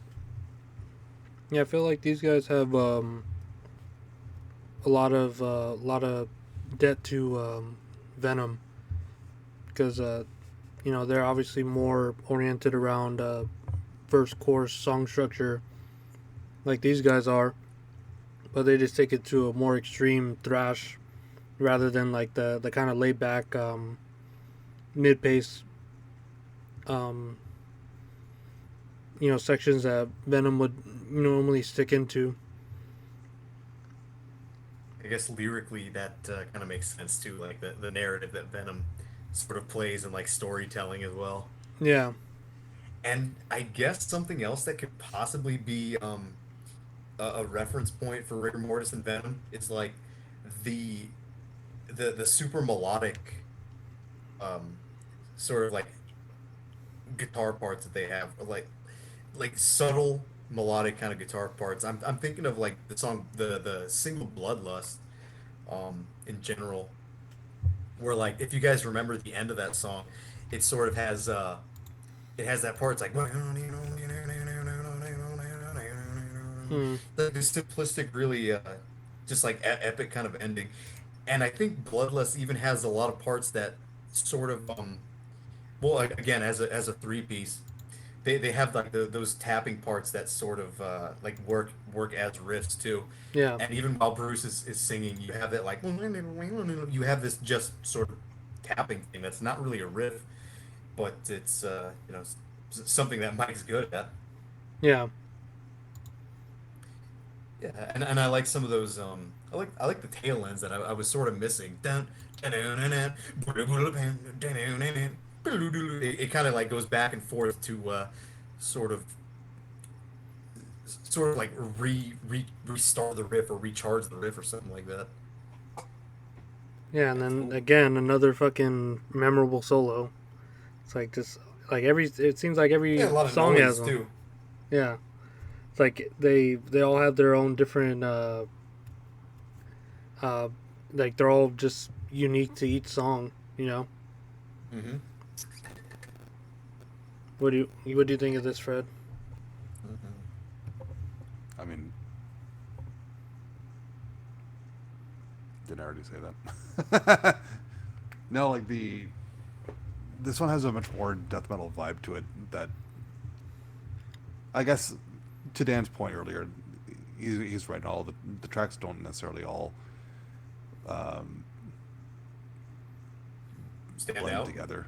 Yeah, there is a bit more variety in the tracks than I initially gave credit for, but this one does have a bigger death metal vibe to it, and it kind of puts Bruce's vocals at the forefront more, and he kind of lets loose a bit more on this one, and I really enjoy hearing that. Like it's more menacing, it's more, I guess, a bit more growled on this Get the one. blood. He's the Wizard of Gore. No, it's a fun track. They're all fun. Yeah, but it's like just so aggressive, and it's like yeah, just unrelenting. Even like the parts, like even the beginning, it just sounds like some neoclassical, like medieval, like Yeah. intro. It's like, yeah, who's doing that? And then they just go into this just ripping thrash and shit. The whole Yeah, rest of the bass is a track. huge. Yeah, the bass is a huge part to play in that intro too. Well, what I said is it sounds like a narration for like a play about medieval times or something. It's Hmm. like the dun dun dun dun dun dun dun dun dun dun. You imagine someone going, "Well, a long time ago, there's something to do." It's like a narration could be going on It behind was there. a wizard of gore. Yeah. There was the Wizard of Gore, buckets of blood. It's like a But high school production or And something. he's at your door. I like that they actually used that intro because that kind of shows you just how unafraid they were to step outside of the Yeah, norm. exactly. It kind of reminds me. Well, Remember Nuclear Assault, butt fuck, where there's like Yeah. break into a blues part Blues into butt. the it's like, I love and the they blues even butt. call it out specifically, like you don't you don't hear a lot of blues parts on a thrash album, but we don't give a fuck, like, and that's kind of the attitude I'm getting on this. Like they include a folky medieval introduction, which is so contrasting to the rest of the album because obviously there's no folk, there's nothing on this, and it does stick out, not in a bad way, but um, at that point you didn't see too many bands doing that sort of thing, right? yeah, and I So I go like that ahead. they weren't scared to do that, and they just, you know what, put it in there and fuck it. Yeah, I was gonna say like, horror movies. The lyrics aren't the only things that they took from that. Like I can feel like a lot of the like soundtracks for this like riffing. They like took a lot of those sort of lines and made them into guitar riffs in Yeah, here. that. Yeah. Cause like even like that must explain like the bodily dismemberment like at the end of the track where it's like kind of that like thrashing doom like just three note part like that could be like That could something be a from like key. That could be a synth patch. yeah like Italian fucking horror movie or something, Yeah, giallo or something. That could be like "Don't Kill a Duckling" or something. Yeah, so like I think that they're even taking like this guy's a fucking genius guitar player Yeah. or prodigy, he just probably heard this like soundtracks of these horror movies while the other guys were writing lyrics and made riffs that way, and that kind of makes sense with like the melody and like the single note tremolo picking that goes on fluidly from like the more traditional thrash and heavy metal riffing that's going on. Yeah, Mic that idea. Or go ahead, Fred. mic drop. Oh, No, just I kidding. was. No, go. I wasn't saying anything. oh, I thought you were gonna say something. Oh, I was gonna say the point of like throwing in that medieval part where Fred said it sort of reminds him of fucking butt fuck from Nuclear Assault. That I guess that sort of ties it into Venom again because didn't Venom do like a blues part in Teacher's Pet? I think. Was it Teacher's Pet that they had the blues part? I, Or maybe Tiamat. I know they had a blues part. Maybe Fred remembers that. Evil Eye, Tiamat definitely track had a 8, blues part. Evil Eyes. It's like a random bow don't bow Yeah. don't. Yeah, so you're gonna get shit like that. I always kind of hated. Well, I kind of despise blues on that sense, like the typical bar rock blues thing. I remember Black Josh loved that. He's like, "Oh, I love blues, so I love that." I'm like, "Okay." I think I think Eamon also had a really bluesy part in one of their albums, but I can't for the life of me remember which one. Yeah, you see freaking Dean staring at me with like the blanket on. He looks like Yeah, some kind of monk. babushka. Yeah, babushka. It looks like an old grandma. Or the guy on the cover of Leprosy. Yeah, that's what it looks like. Stop looking at me. Hey, Paul, I'm seeing 3 cans of Budweiser there, but I've only heard 2 Krakens.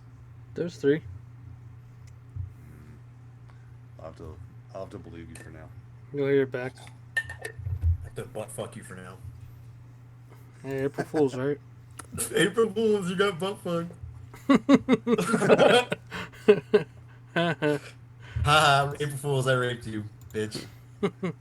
Surprise butt sex. Yeah. It's like my terms of fucking scary movie too. Oh lordy. All right, Paul. Yeah, track We full get of the- bangers. Let's do the last one. Reanimator, track 9. We'll be right back.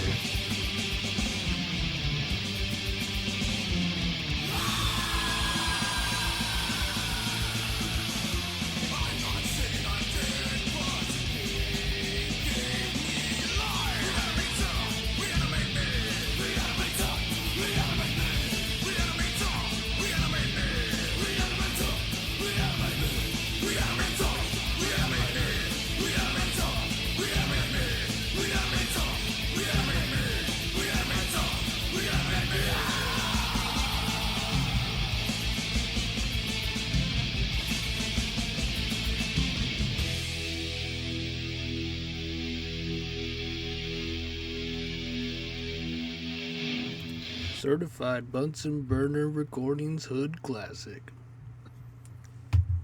Into a hood classic. Yeah, certified hood classic.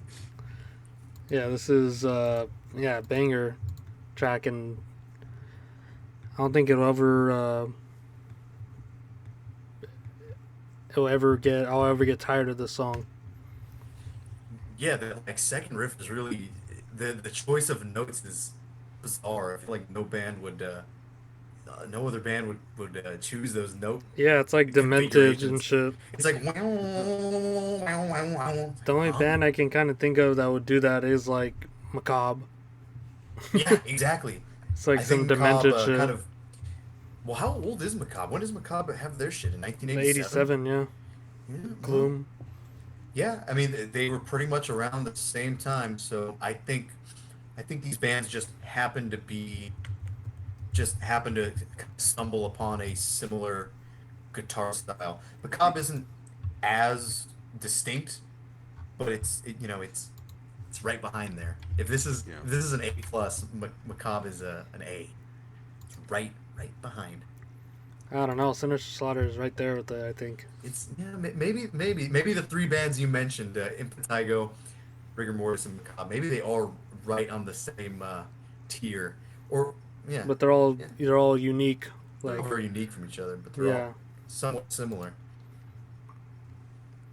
yeah, but Good like, bands, actually. yeah, like the way the drums, the chorus just syncopates with the vocals, like da da da da da da da da, like just fucking so sick. And then the two main riffs,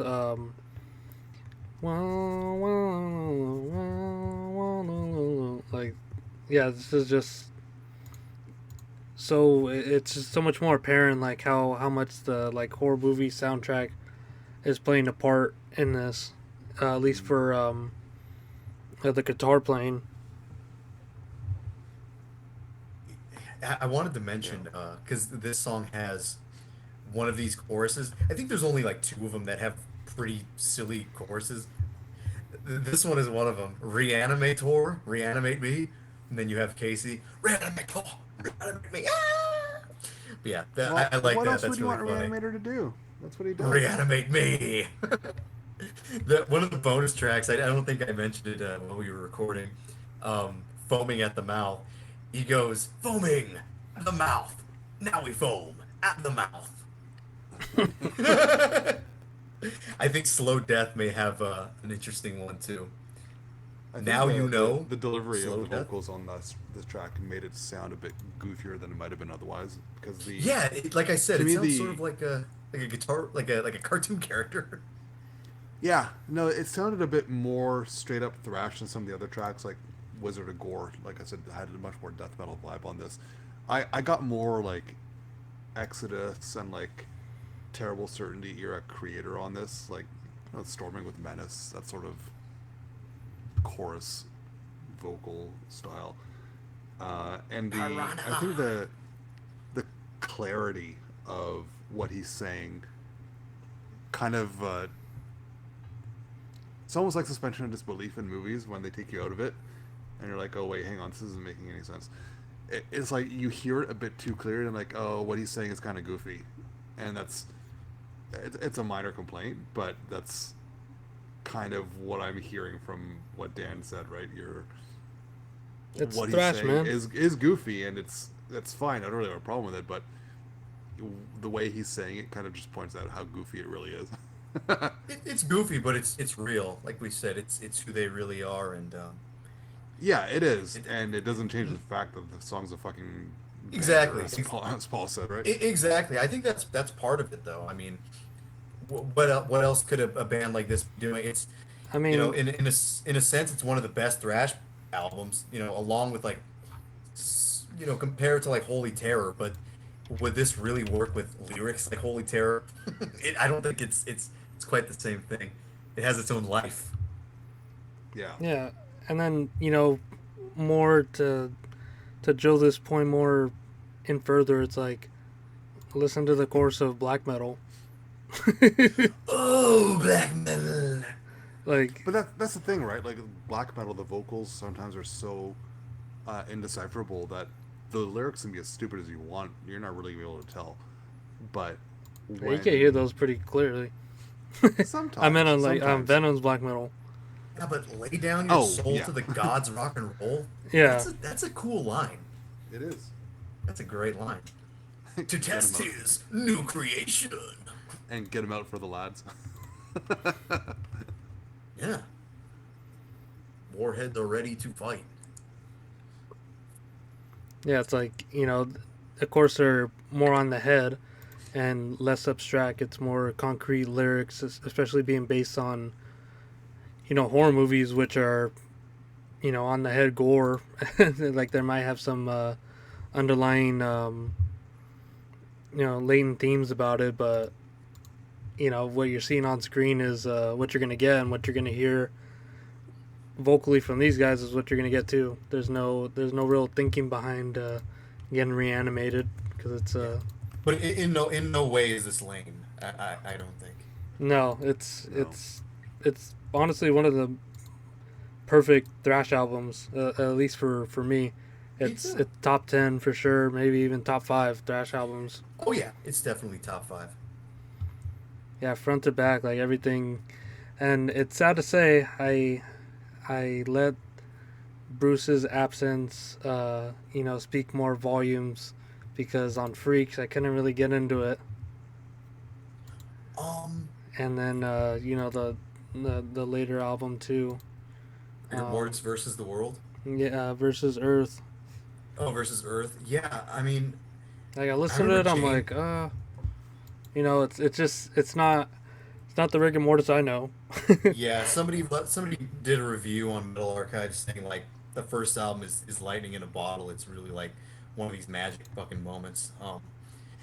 James was always asking every time we would talk about rigor mortis, he would go, "You ever heard rigor mortis versus the Earth?" I'm like, "No." I kind of don't want to.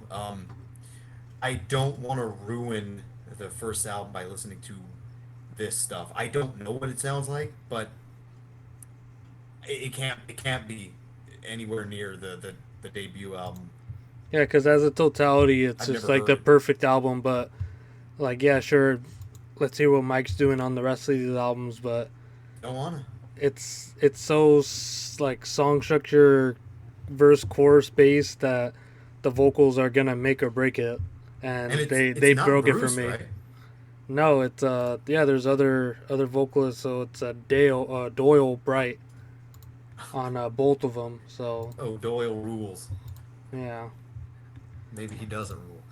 Yeah, I no, it was like because you go into getting so used to Bruce and then you don't hear that. I think maybe Slaves to the Grave might be one because that's the last album with the original lineup, and it's their one that was posthumously released from Mike, as he laid down all his guitar parts before he passed, and then the rest of the band kind of got together and finished it. So that might be one that's interesting. I need to check that one out at least. But yeah, I know it maybe. won't. I know it won't touch it, but it'll at least be the same members and be interesting to see where they went. Yeah. There's a fucking a review in Metal Archives of that latest album. It says it's entitled "Meat is Meat and a Man's Got to Eat 90%." So haven't heard it. Yeah, I know the first one is just a classic.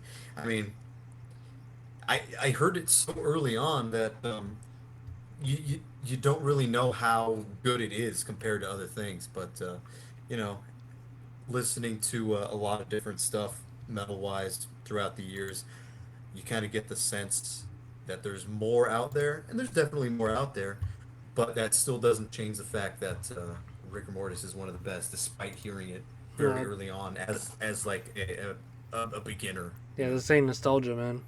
No, it's not nostalgia. I mean, it is, but it that doesn't really affect that it's still better than most bands, That's why it's a better than classic. most albums. Yeah, it's classic because it's better. Yeah, should we get in our final thoughts, Franco? I think that was my final thought. All that I just said was my final thought. Okay, we'll let you slide, Fred. No slide, no Uh, slide.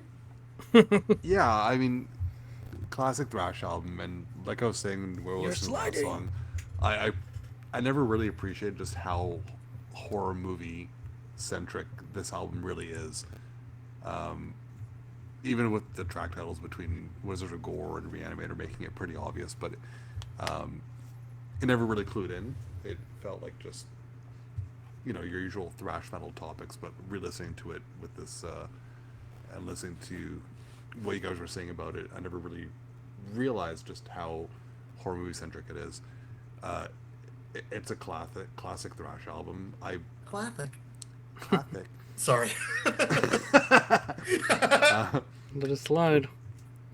Personally, You gotta and this is slide. not a slight of the album, but it Goo Goo wouldn't show up Dolls. in my top 10.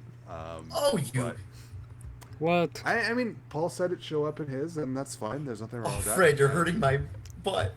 I love the album, but it just wouldn't. It doesn't beat out like Black Shepherd or Morbid Saint or Dark Angel for me, right? So that's all there is to I it. think it beats Morbid Saint for me. Really? I like Morbid Saint, but I like this more. I'll give it Black Shepherd though. But Black Shepherd, it's more classic than Black Shepherd. That's not to say Black Shepherd Yeah. isn't very Yeah, it good. is. How about classic thrash? There you But I feel yeah, like Morbid Saint. that's how I feel about it. It's All right. it's a classic album. It's very good. It's not in my top 10, but that's the way it goes. There's only so What much room about in for the top 10. what about for thrash? It's not in your top 10? For thrash? Yeah. No. go. Okay. Yeah, it's a Black That's what I meant Shepherd. when I Yeah, said- some Old Saint. What about- When I said your- top what 10, I meant top 10 of thrash, not just top 10 period. Oh, If it okay. was top 10 period, it wouldn't be anywhere. Yeah, there's probably no thrash in there. Huh? Uh, And again, it's just like it's not an album that like brought me into thrash very much. It's an album I heard later on that I appreciated and